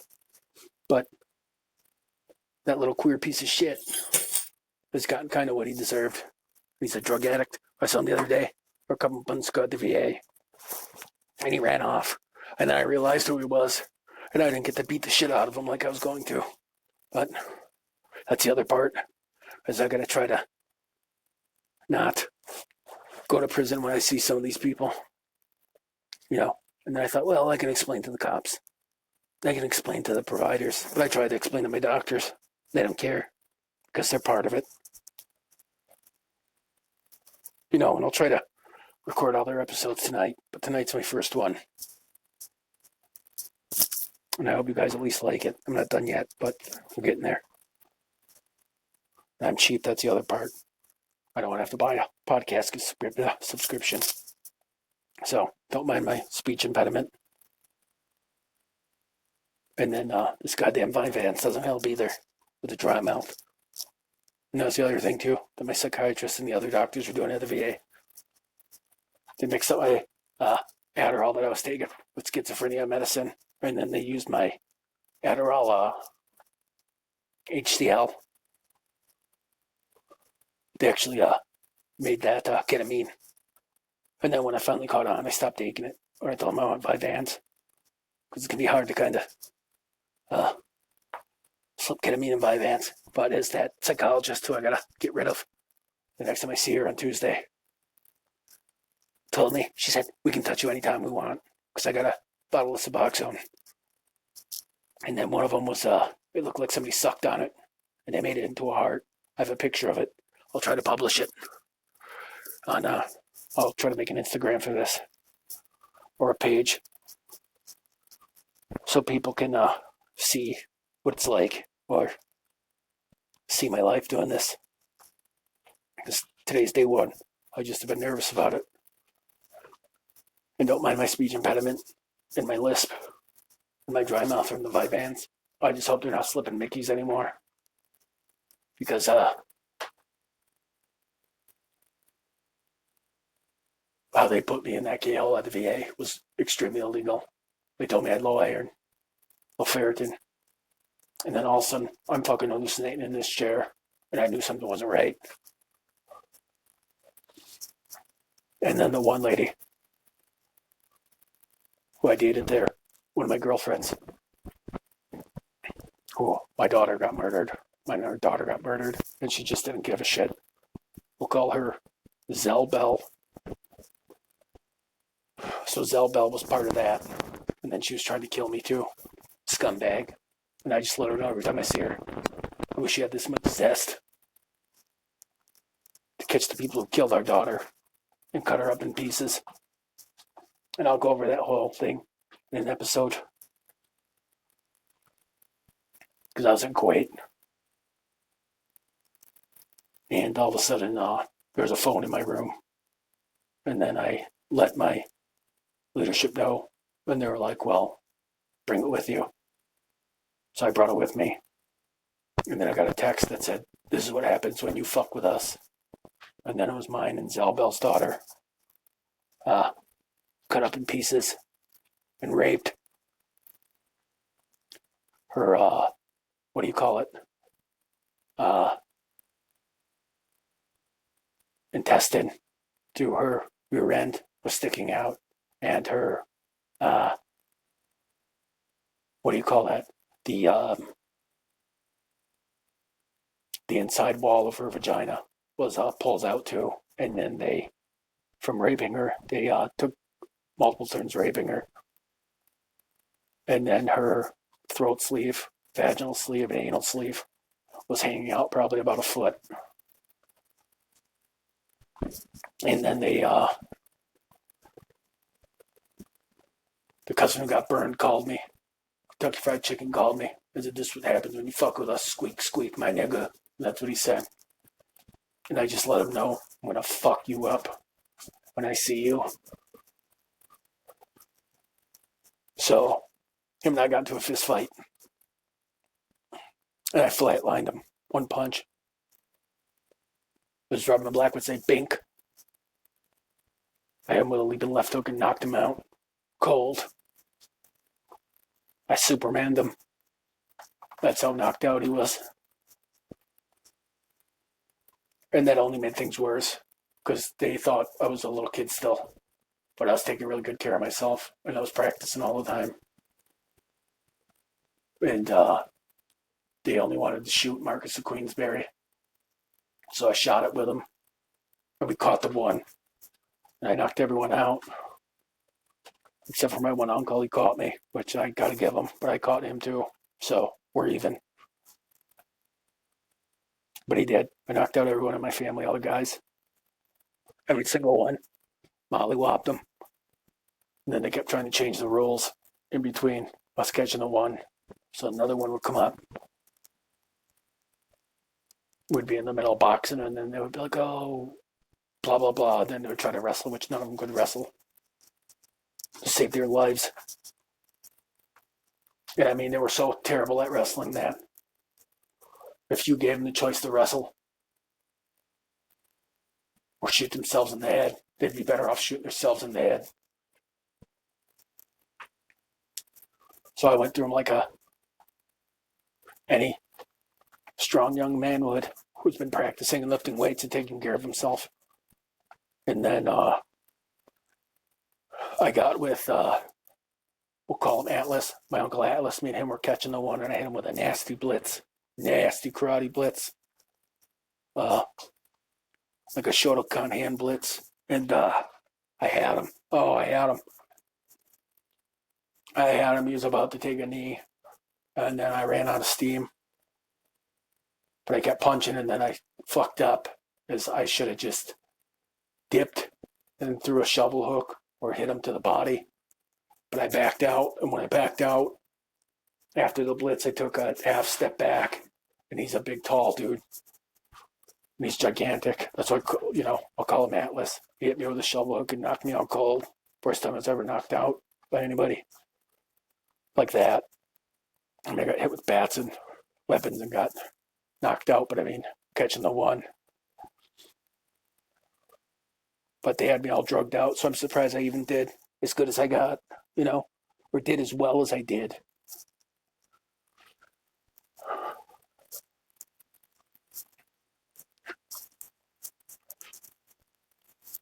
So after I mollywopped them, because they decided to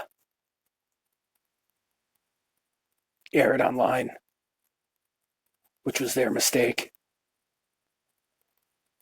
And then they got real embarrassed because I, did what I did. And then they really, really put the hammer to me and abused me and beat the shit out of me bad. To the point where I barely made it out of there alive. To the point where my mentor in the military had to call in favors to come save me and get me out of that house. And then he ended up turning his back on me too, and ended up being a big giant scumbag. So, Uncle Pat, I do thank you for saving my life that time. But you're still an asshole for turning your back on me and being a scumbag. And you'll always be a scumbag to me, Uncle Pat, just so you know.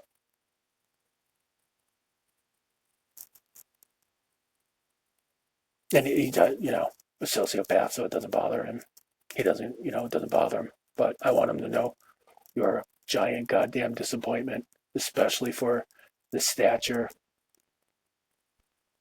of the man that you are. Especially for your military background of being a Green Beret and a Delta operator. You are a giant goddamn disappointment.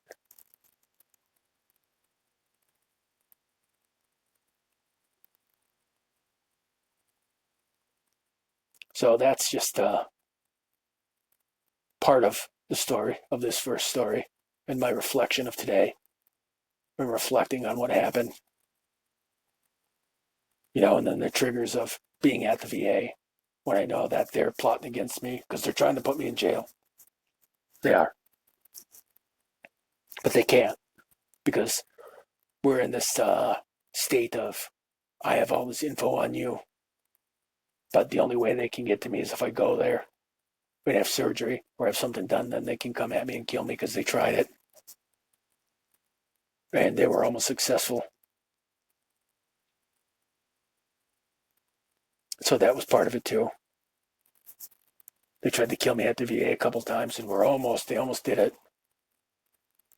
And then the same thing with that psychologist. I got to let go. She was part of it too. Tried to kill me. She doesn't think I remember, and she would fuck with me too. So she's a trigger. Being there is a trigger. And then people there, because they know what happened, will say dumb stuff or try to say things to set me off. Because they know I'm not soft. And they know when I go boom, it's going to be bad. And that's what they want. And I'm not saying I'm the hardest man in the world, because I'm not. Like I've said, I've had my ass almost kicked a couple times.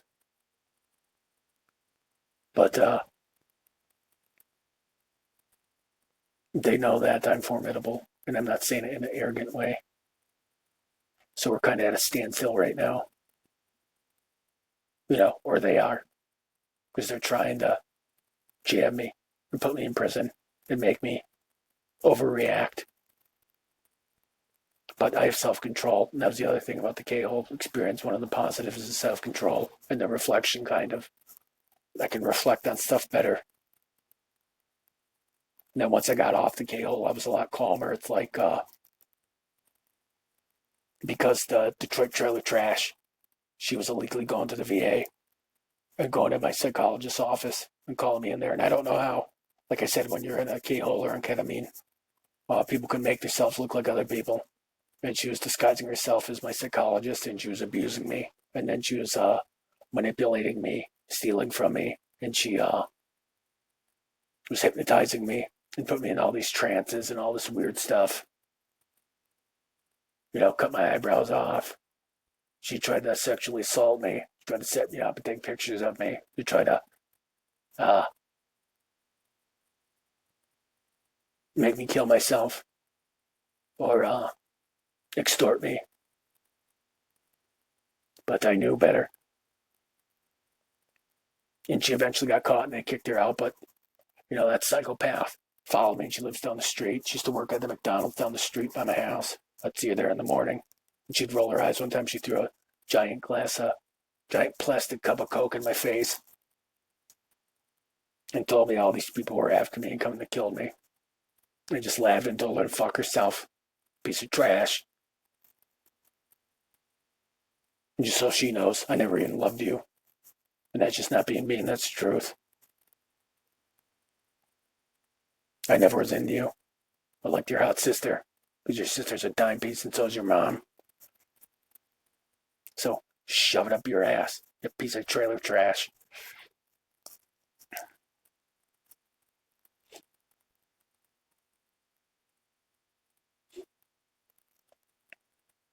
But I have complete lost of trust now. I can kind of communicate better, but it was like a couple Septembers ago. I finally got out of that wench's K-hole, and all these flooded memories flooded my brain. And then where she tried to make me think I did stuff, sorry about the snapping fingers, but all these memories flooded inside my brain. And she tried to make me feel like I did stuff wrong, and I didn't, because I know the truth. And it took a while to figure it out, but I got the stuff figured out. And I know who did what. And I don't know the future health issues from it. Because Zelbel, the one wench, and my Flint River piece of trash, the toxic Flint River wench, were working together. And they were trying to make it so that I took so much ketamine that there'd be a hole in my brain. And I'd essentially be, a Johnny Umbats. But it didn't work out for them, because they eventually got caught. I think one went to prison, I was told, where they both went to prison.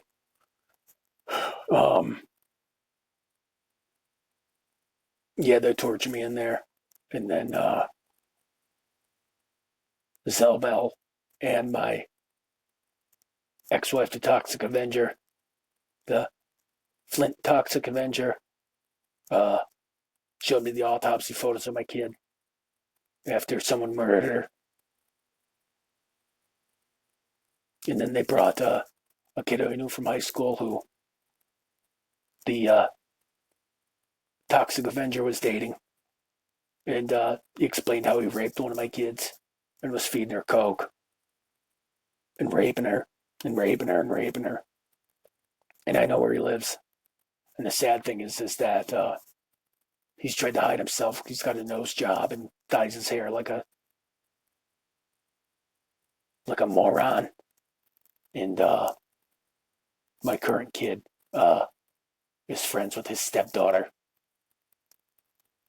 So I don't know what to do about that. Because when I tell you I hate that motherfucker, I hate that motherfucker. Right? And like that's the other thing about this K-Hole adventure is that it made me have no remorse for people. And I, the one advice my uh, mom or whatever I'd call her gave me was not to wish death on people, but it's hard, especially with him, that rapist piece of shit. And he killed one of my kids too. And it's hard when your kids are around there. And his stepdaughter is one of my daughter's really good friends. But these people at the VA, the Ogre, Areola, the Detroit, Flint River piece of trash, Zelbel, the Big Gay Engine, and a few others have tried to destroy and soil my reputation. But like I said, I don't care what people think. And the truth came out. And then they had the egg on their face. And then I came out like the shiny penny. So they don't like that.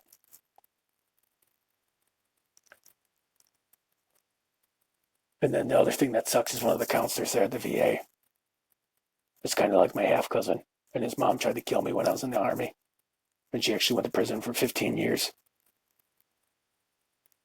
So my family's mad about that. And it's like, what are you mad at me about? The bitch tried to kill me. She has an attempted murder charge. So she's been trying to set me up and make sure I go to prison. But I told her good luck with that. Because when my Auntie Charms and Uncle Pringles abducted me and put me in their own little K-hole in that industrial building and storage unit, my Auntie Pale, we'll call her Pale, like the pail you carry, or a pale person, pale skin. My Auntie Pale came there and ran her mouth.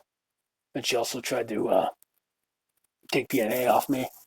And then I made it known that you're illegally taking DNA and I know you're setting me up because that's the other thing she got caught up with too, other than her attempted murder charge, was, manufacturing evidence, in which she did. And then she got caught with that, manufacturing evidence, making evidence up, and trying to frame me. And she went away for about 15 to 18 years. But so did my other aunt. She went to prison too, because they were all part of it. So I don't feel no sympathy. I don't feel bad. My one cousins hate me, but I don't give a shit. My mom shouldn't have tried to kill me. I didn't do anything wrong. Imbeciles.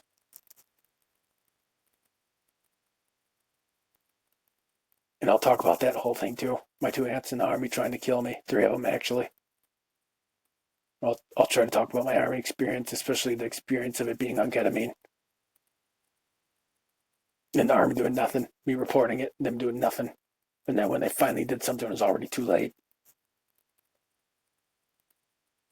I was already exhausted and disenchanted with the military experience. And that's the one thing where I keep thinking about my son, is he didn't care that I had a shitty military career. He was just like, he was so happy that I was his dad. It was almost crazy, and his uncles hated me, but I'm just glad he had them. But he tried to collect everything of mine. He was just such the cutest and sweetest kid you'd ever meet, and I just keep thinking about him all the time. And part of me wants to reach out to Blondie and publicly apologize, but I don't know how. I don't want to do it on Instagram. I also don't want the two organizations that she's part of, because one of them really puts a hurting on people. The other one puts a hurting on people, bad, but the other one puts a real hurting on people. Like there's no coming back when you cross them. And I don't know how I met these women. It was almost, I don't want to say fate, but I think pretty much every woman that I was with was part of some sort of organization that doesn't play games. And I'm not saying they're dangerous, but they're well-known organizations. All of them. Me, the cardiologist, Blondie, the Toxic Avenger, Areola, Zelbel.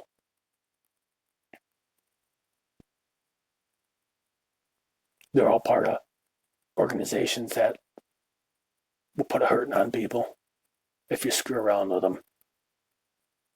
And I was worried about it, always worried about it. And then the Riz, yeah, she, I think she changed her name. But her and Blondie knew each other because they're part of the one organization that doesn't fart around, just like me.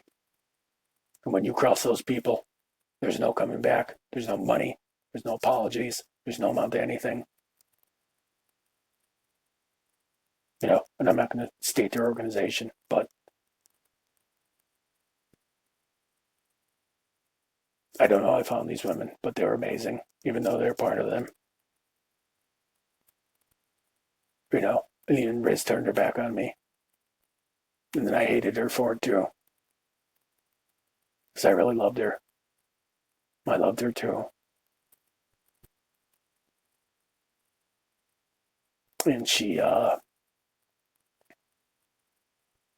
really stabbed me in the back. You know, and I tried to help her out a couple times, and she took me looking out for her as disrespect because her little slimy boyfriend was whispering sweet nothings in her ear. And it forever changed our relationship, but especially the kids I had with them, because I can't see them anymore, which I want to. But it's ruined. They don't want to see me. Because Stinky was the other one who plotted against me, was another family member, was trying to pose as me, and he got corrective surgery done, and so did a couple other people who try to look like me. But Stinky and another asswipe got corrective surgery and got stuff done, and we kind of looked similar. Me and Stinky kind of looked similar. And they tried to call me Stinky, but I'm not. It's him. He's the big stinky creep who got his dick cut off.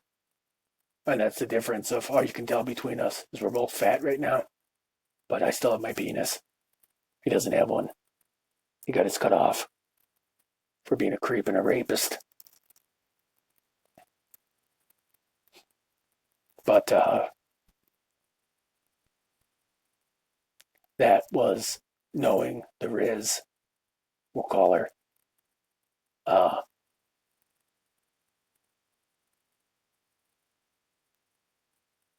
Had it so my one cousin, I don't know if he's my cousin or half brother, he's quite famous, and he was an Olympian, but he's scared of me because he knows I can beat the shit out of him, and I have beat his ass, and I beat him in the sport he went to the Olympics for.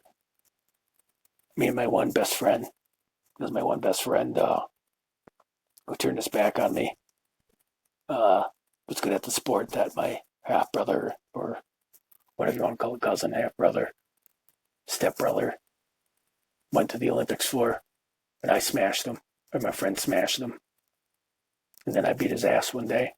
So he knows better, but he's still a scumbag. And his baby mother and I had a relationship, and she's one of them too, who losing her was a goddamn tragedy. It was a real tragedy. And then I saw a picture of her today. And he works for the FBI. My half brother, and he's famous. Uh, and he edited a photo of her and I with our kid and put himself in it. So when I saw that photo, I laughed, and I want her to know that I know, and I want him to know that I know what you did. You two ass wipes. Because he worked for the FBI, and he told me that because he was trying to put me in prison. But it's bad enough he stole my uh, other wife away from me, but she's successful and cool and hot, really hot, like really, really hot. If I had to put them on a scale of hotness, I would say me, cardiologist, Blondie, and I forgot what I call her, princess or hot stuff. They're like all on the same level of hotness. I mean, they are really good looking. And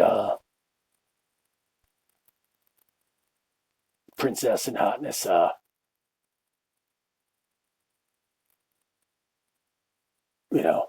who's now married to my half brother or cousin or whatever the fuck he wants to call himself. The Olympic douche cop, the FBI agent. She's married to that douche. And, he stole her away from me, which, whatever. There's really no hard feelings. But don't hide my kid from me. And then he's responsible for the death of one of my children. And he tried to blame it on me, but it was his fault because he did it. Him and his idiot friends. And so now she hates me, but oh well, life goes on. But I need those two idiots to know I know what you did. And if you're correct about that picture that he edited while he's working in the FBI and still working in the FBI at their FBI lab, edit the picture of me out, then that's on you. And then you're a liar. Because then that one gets mine. Because it doesn't even look like him. Because I asked her. I said, I'll leave right now. If you think it's his, I'll leave right now. And she said, no. She goes, a slate maybe, but no. And then I saw a picture of her today, and she looks nothing like him. She looks a little bit like me, mostly like her mom. But, she turned out real pretty and smart. And the only good thing about that dummy is he's taking really good care of her. And that's the one thing I do appreciate about that dirty son of a bitch, that FBI idiot. We'll call him the FBI idiot. Is that he's taking really good care of her. But I don't forgive him for the death of my one daughter that was in the wheelchair. My one daughter got paralyzed. And I don't know how she got paralyzed. She got paralyzed because she hotness brought her by Stinky. Stinky was here and I was gone. Or somewhere else. And Stinky fucked up. And she got paralyzed. And that's another one of my kids that died. I hold you responsible, FBI idiot. And you too, hotness. And keep fucking lying to me about it. Because that's your soul. And that's your heart. That's going to get ate. Not by me. But by yourself. And whatever that's called, your thoughts. And guilt. That's what I really meant. That's what's going to eat at you. The guilt. Is that you two idiots are responsible, and I don't care that you two are together. I'm happy for you. But at least be honest. Oh, and then the FBI idiot, my half brother or cousin, whatever he wants to call himself, the liar. One of my storage units stole all my shit, stole all my clothes. Saw him at the saw him at a WWE event, and he attacked me in the crowd. And then, he's bragging that he stole all my stuff and he had my clothes on from when I was thin. And then he said his fat ass will never fit him. And then, my ex-wife, baby mama, was like, "Come on, let's get going." And I said, "What?" I said, "I don't even know you, you moron." And then he like jumped up, and the one guy's like, "Watch out." And he was laughing, the guy next to me, and I turned around. And then the bum punched me right in the nose, sucker punched me. And then he had people in the crowd try to attack me. So there I was fist fighting at a WWE event. And then it got calmed down, and then I just left. But he started that, stole my clothes, stole a bunch of other shit. Said he owns it, stole my tax return. He's another one. Her and him had me stored somewhere. They stole my money, supposedly. He said. She didn't say it. I didn't really have communication with her. And the way that he explained it, that I never got told how she got paralyzed, but it wasn't my fault. Stinky did it. And we'll call him Nico. The dummy Nico, Stinky. Got her paralyzed. And then the idiot FBI agent told me that when my ex went to go pick her up from my house, supposedly the Detroit River Trash came and tried to abduct her, got her in the car. And instead of shooting her, I went to hit the window with it, but I was like, nope. So I dropped the firearm on the ground. First I unloaded it, dropped it.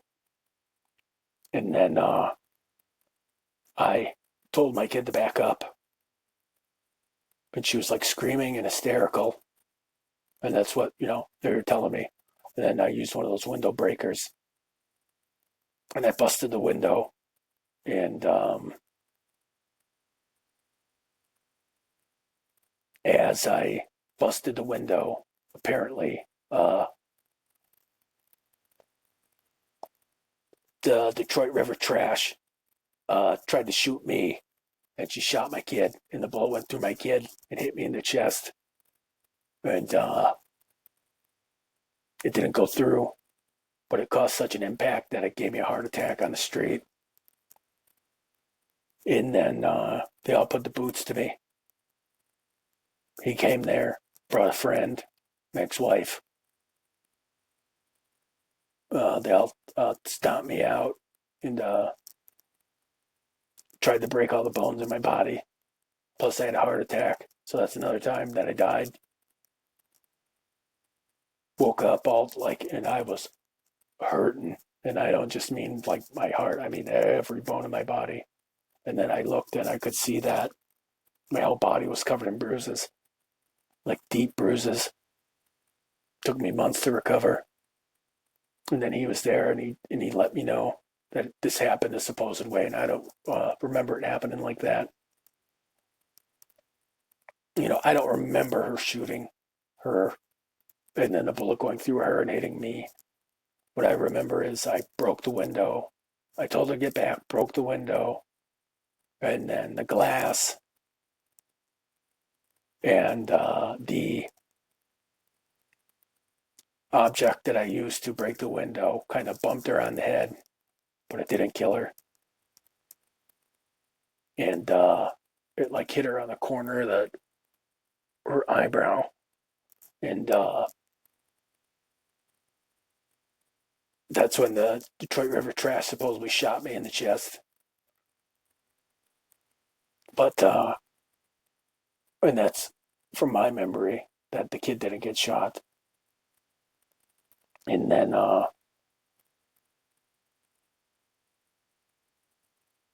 my ex, Hotness, she picked up the Detroit River Trash came out to finish me off. And then Hotness grabbed the gun that I dropped on the ground and loaded and cocked it. And I remember like laying there. And I remember saying, because my phone was on, because we were talking, the FBI idiot and my Uncle Dan, as I used to call him, were having a podcast because they're both really famous. My Uncle Dan's really famous. And they're both having a podcast together.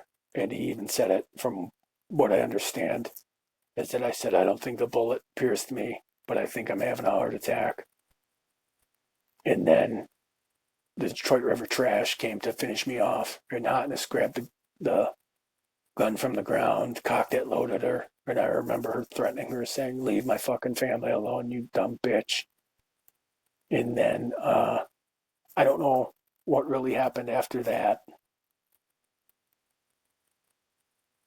but I know he doesn't have any pictures of my kid in the wheelchair, and supposedly the kid in the wheelchair died. But he's responsible for that one. And he caused so much trouble in my life that he went to the VA and posed his, and that was another thing, he posed as one of my, he posed as the ogre. And that was the thing about ketamine, like I told you, is it makes it so that you're like, can sometimes confuse people as someone else, but you can, like, when I first would see him, I'd be like, oh, that's the FBI idiot. But minutes later, he would look like the ogre. So he was posing as the ogre, trying to arrest me, beating the shit out of me, putting me in the K-hole, recording stuff, getting people to come there, FBI friends, and edit pictures to make me look bad. And then they took pictures and put them all at the museum. And then my daughters really hated me, and my kids really hated me. The only one that wasn't embarrassed for me was my son. And I miss you, little man. And if you are gone, I'm sorry I didn't have enough time with you. And I'm sorry that I failed you. But if you are still here, I want you to know I love you. And I hope we get to meet and be together and spend time together. It would really make me happy to see you. Because it didn't matter what. He was like so happy to be around me. And for me to be his dad, it was like, it was almost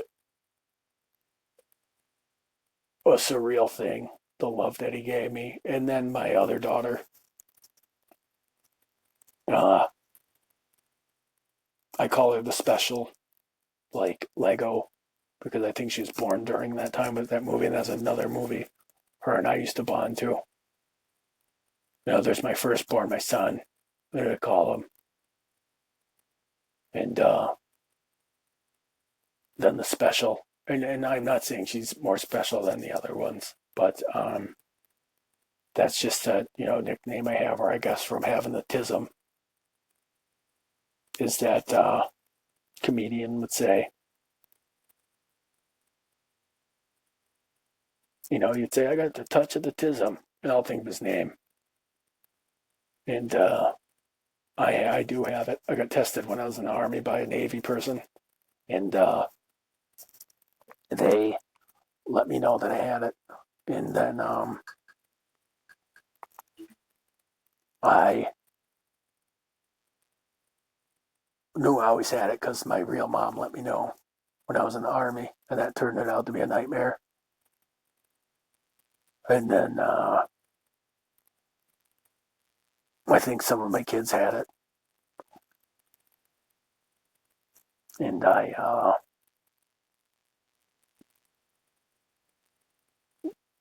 can't explain it unless you're a parent and you have a really good relationship with your kid, where your kid really loves you and wants to be around you,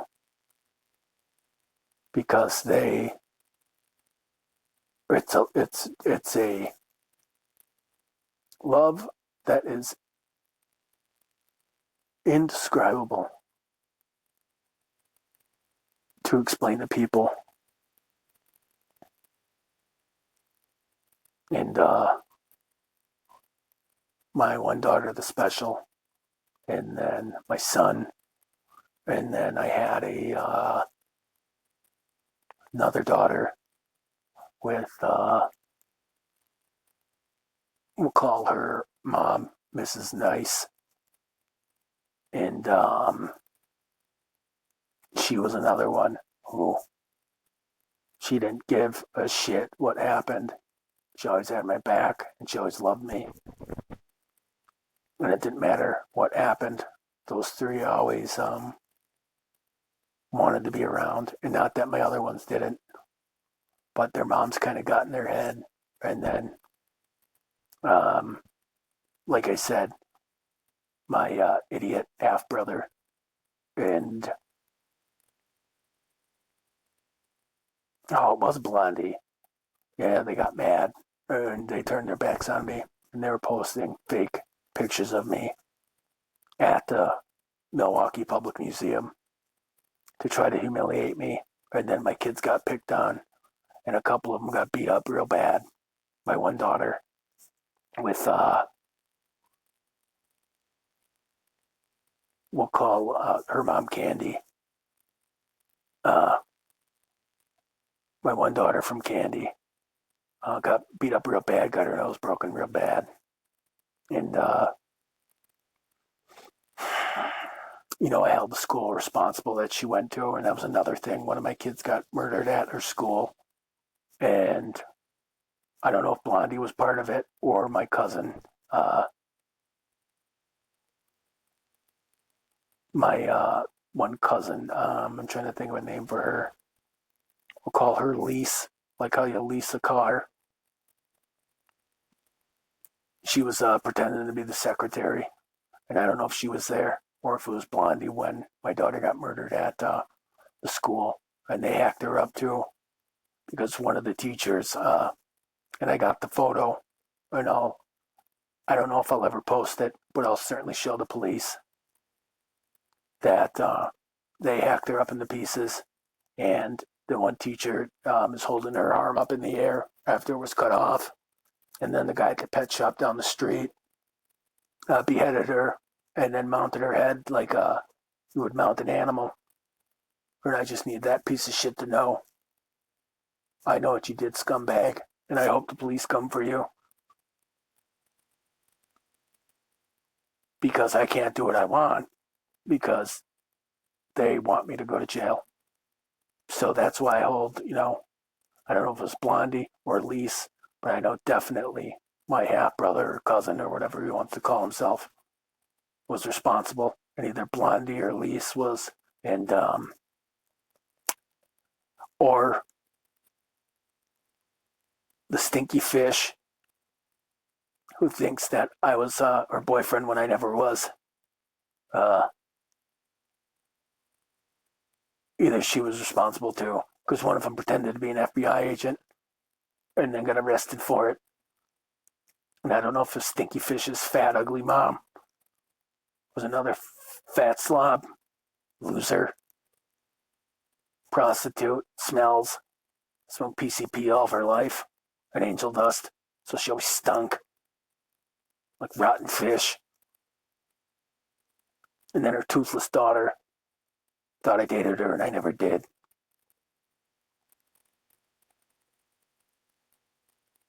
And they were responsible too. The stinky fish and toothless, the toothless one, were responsible for the death of one of my children too.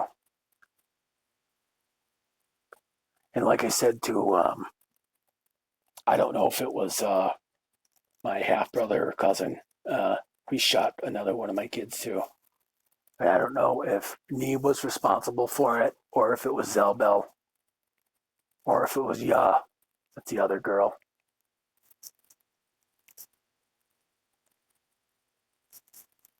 Because one of those kids got shot in Bayview on the corner by a store.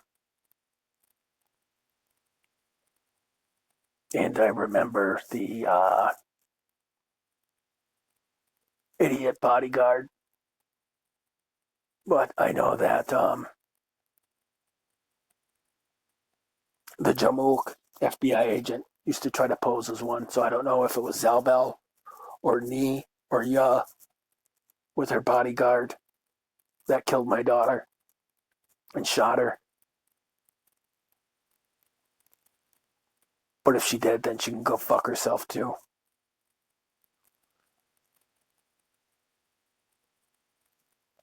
And that's the other part about it, is where I don't care, you know? And I don't care if they like me, and if they did do something to me, well, fuck them then.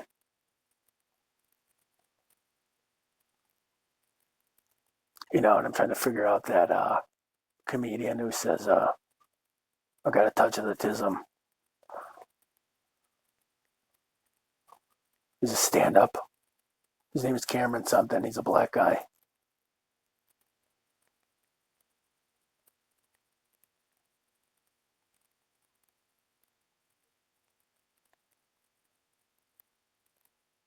Cam Patterson. That's it. Right, he says, I got a touch of the tism. Well, I do too. Like I said, I got tested in the Army.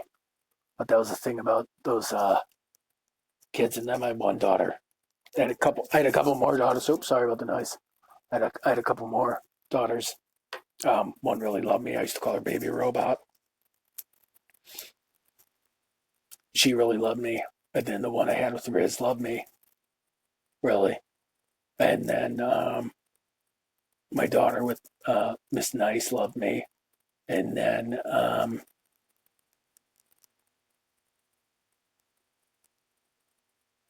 my son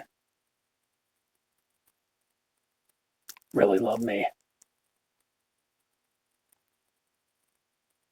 You know, and those are supposedly the ones that are gone. So my son supposedly died from that disease that my Auntie Charms, CHA, like a charm, like charming, we'll call her Auntie Charming, supposedly got him attacked and injected with some infectious disease. So my son, and I don't know if the special's dead, but the rumor has it she is. Supposedly my daughter with Mrs. Nice is gone. Supposedly Baby Robot's gone. And then my daughter with I'm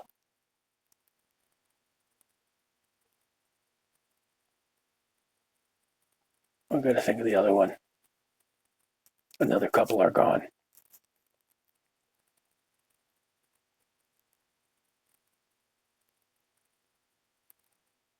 And some say, you know, someone told me that they aren't.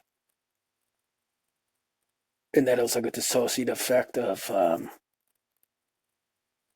the ketamine, but it wasn't. Because I remember my cousin who I was in Wausau with, her douchebag boyfriend, when my sister supposedly died, he forced me under duress to. Now I remember signing a death certificate for my one daughter that also really loved me, and she got abducted supposedly because it was weird. People would break into my house, and my aunt was part of it, one of the ones that murdered me, and she would take things and replace it with other stuff, and then she replaced it with a different computer that had all these weird photos on it, and then she replaced it, and all of a sudden I found the phone again, and it had pictures that I don't remember being at. I don't want to say I have memories of, but I have pictures that I don't remember the events. And I think Stinky was there because what they were doing is that's another thing of ketamine and using hypnotics is that they were hypnotizing me so that I didn't see people. So while I was under a deep trance or in a ketamine coma, as I'll call it, they would make it so I couldn't see Stinky, so I couldn't see Nico, we'll call him, Niko. And he was supposed to be living at my house with me. He would stay there when my daughter wasn't there. So I would leave and then, or go somewhere, and then my kid would come there. And since we look alike, they would, he would try to pose as my kid's dad. And that stupid piece of shit got a couple of my kids killed. and he thinks it's okay, but it's not. You know, and I mourn them all the time. It's terrible. And losing a child is terrible. It is the most horrific thing I've ever been through. And I've died 4 times, 4 or 5 times at least. At minimum that I can remember dying. And I've had everything happen to me. I've been stabbed, I've been shot at, been hit with bats, chains, bit by dogs, electrocuted, cattle prodded, all of that. Tortured, fractured orbitals, broken bones, broken teeth, and nothing compares to the loss of a child. It is the most helpless and horrible feeling in the world. And then having people in Milwaukee attack my kids for no reason or because someone supposedly said Blondie and the ogre, the real ogre, and my Auntie Charming and Areola and Zelbal, and then the idiot FBI agent were having people attack me and my kid. And then supposedly Ni or Ya killed my one daughter in Bayview while she was standing on the corner of the street with, they called the guy Ass Face. He was another one that was posing as me. And they supposedly killed him. He didn't die. No, I'm remembering he didn't die. Assface didn't die and he's still alive, but my daughter died. And then that was another thing. Zalbel in the Detroit River trash. What do you know? Had me locked up somewhere. Like I said, the ogre knocked me out. And they would torture me about it. And then they tried to say that it was Ni or Ya on the phone. And they were bragging about murdering my daughter.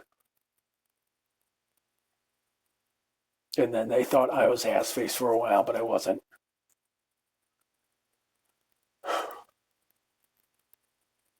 So it's been nothing but a tragedy, and it was nothing but a tragedy while in the K-hole.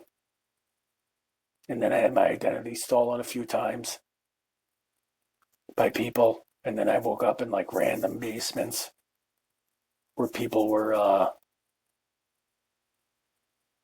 trying to torture me. I got abducted a few times, for real. Some guy was posting me and one of my kids, because they put one of my kids in a KO. And this guy abducted me. He was posting on the internet, like on the couch with us. And or maybe, I don't know if that was Ass Face or Stinky. But they eventually found us. I don't know whatever happened or which kid it was. But, I mourn the kids that I lost. I mourn my son. I had a kid with the Detroit River trash. And that one supposedly passed away. That one supposedly got murdered too. And nothing has been done about it. They're killers who I know who their killers are. And the cops have done nothing. The cops questioned me. I told them nothing happened, And then the Detroit River trash, I dated one of her friends. And I had a kid with her. And that one supposedly passed away too. They shot her supposedly. But then I was told that Blondie had the special. So I was a little bit worried because I remember when I saw my son, I saw her and she told me they weren't treating her well and that her sisters were beating her up.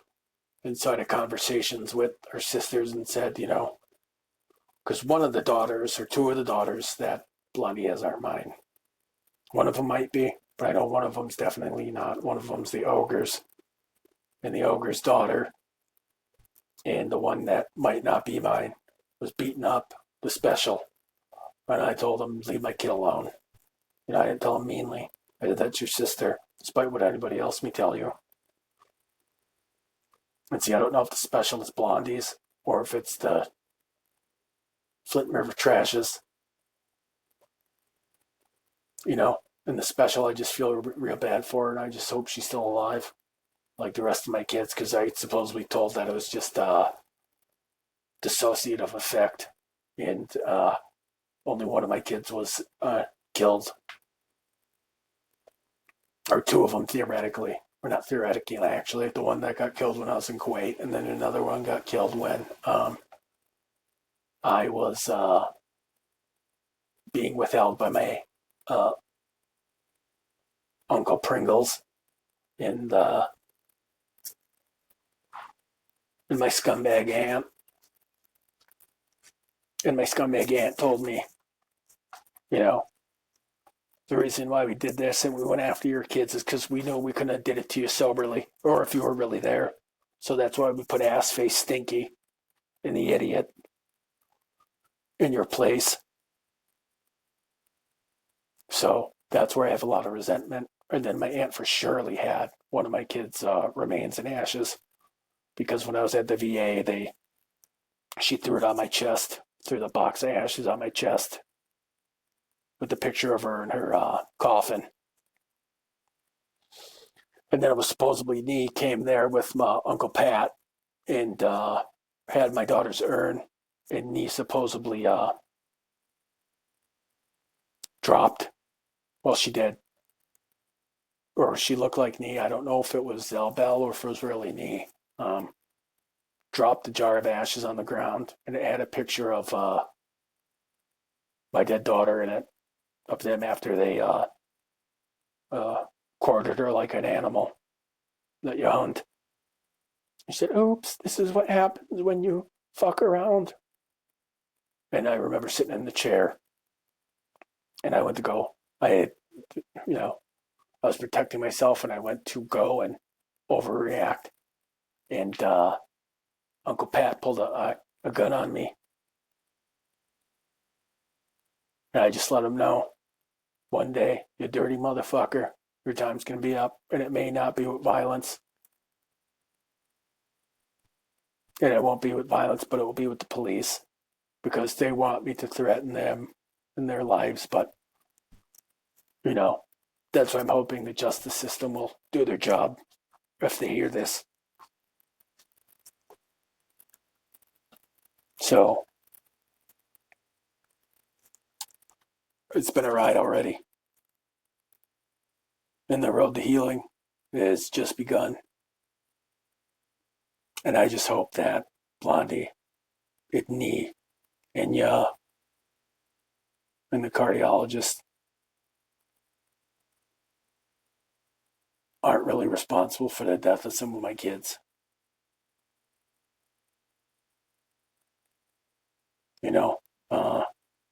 Because that would be horrifying. But then part of me wouldn't care if they sat in prison for the rest of their life and they got their ass beat, because some of the people who supposedly did stuff to me and my kid went to prison and they had a real hard time.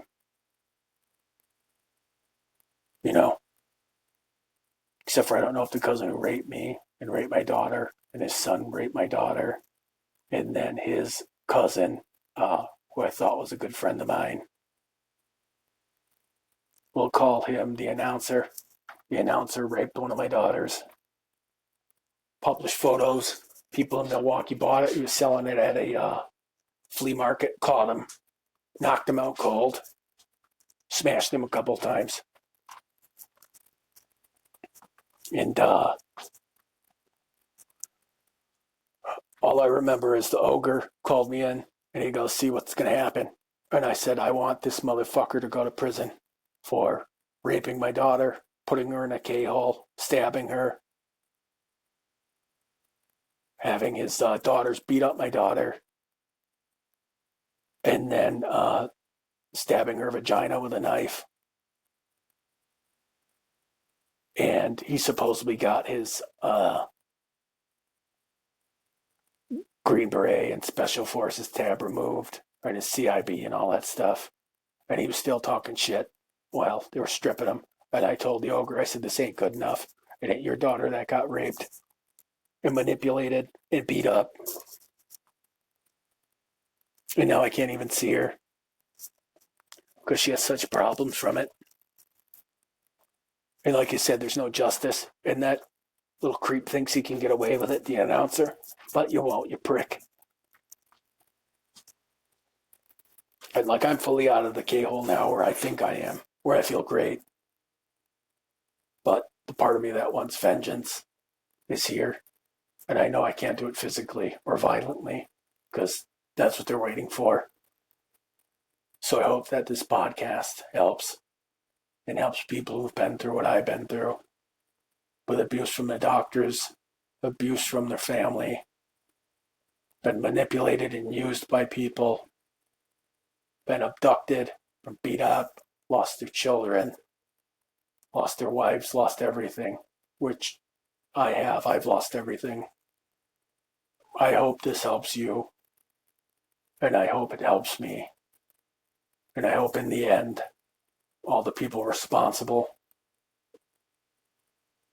sit in prison. You know, in my own world, I would like to exact the same vengeance. That would be my solution, as an eye for an eye. But I wouldn't hurt anyone's kids. I would just do what they did to my kid to them. And I don't mean like raping them or anything like that. I mean, I'd like to beat the shit out of them and humiliate them. So I hope this podcast brings justice to my children that I lost. And I want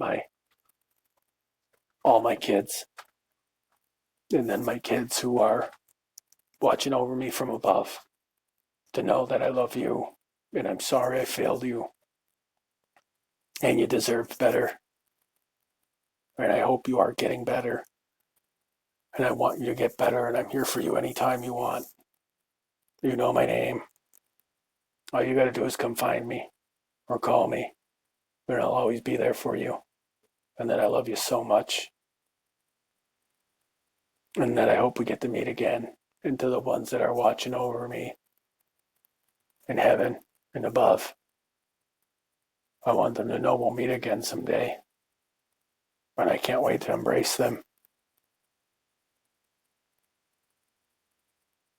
And I want all the psychos and the sadists and the pricks that tried to destroy my life and ruin my reputation and that killed my kids. I want you to know I'm coming for you, motherfucker. And it may not be violently, but it will be through this. And I will oust you. And you can try to take me to court, but I don't got shit. So you're not going to get nothing from me. And I also want this a story for my kids, so they can at least hear my voice when the time comes, if they try to find out who I am or look me up, that they'll always have this and they'll always know the truth. And that I love you. And the greatest blessings in my life has been them. And like I told my son and the special and my other daughter, you know, and I kind of stole it from that Avengers line. What is and what will always be my greatest achievement and greatest treasure is you. And I do use the one line, and I hope I don't get copyrighted for it. But I like to use that line from Bucky Barnes. I'm with you till the end of the line, pal. And I just need my kids to know that. Anytime you need me, I'm here. And to all my exes whose lives have been upended and screwed up because of me, I apologize. And I hope you're doing well. But if some of you are responsible for the death and destruction of some of my children, I will have no mercy in destroying your life and make sure you're sitting in a prison cell for the rest of yours. And there's a couple of my girlfriends, a few of them are really famous. Two of them are, one of them's an Olympian and a famous fighter, and one of them's a famous fighter. A couple of them are uh, adult film stars. A couple have been in magazines. Not dirty magazines. Like the ones with the hot ladies in the bras. But I don't mean Victoria's Secret. I mean like FHM and stuff like that. I don't mean directly FHM. I ain't gonna give you the magazine, you creeps. So, I just hope that the ones that I cherished aren't the ones responsible from what people are telling me. And I want the public, and hopefully my biggest goal is for all those people to go to prison, and for that VA in Milwaukee to be reset and have them clean out all the scum. And that's like the big goal, along with the president hearing this. And hopefully he will, or somebody will hear it, or somebody that knows him will hear it and send it to him. I mean, that's the top goal. The biggest goal is for him to hear it, and for justice to be done, and for the justice system to hear it, and for there to be justice for my kids getting killed, and for people abusing me and my children and stealing from me. And I'll have episodes all on the thievery and scumbaggery and skullduggery. And like I said, the president will hear this, I hope. The VA will get reset, and all the people who abused me there, stole from me, abused me there. And then the death of my couple of children there, that the people are held responsible, will go to prison. And the people who abused me there and did other things will go to prison. And then that VA will get reset. But I want to thank you all for listening. And the road to healing starts today for all of us. So I wish you the best. And I'll see you next time.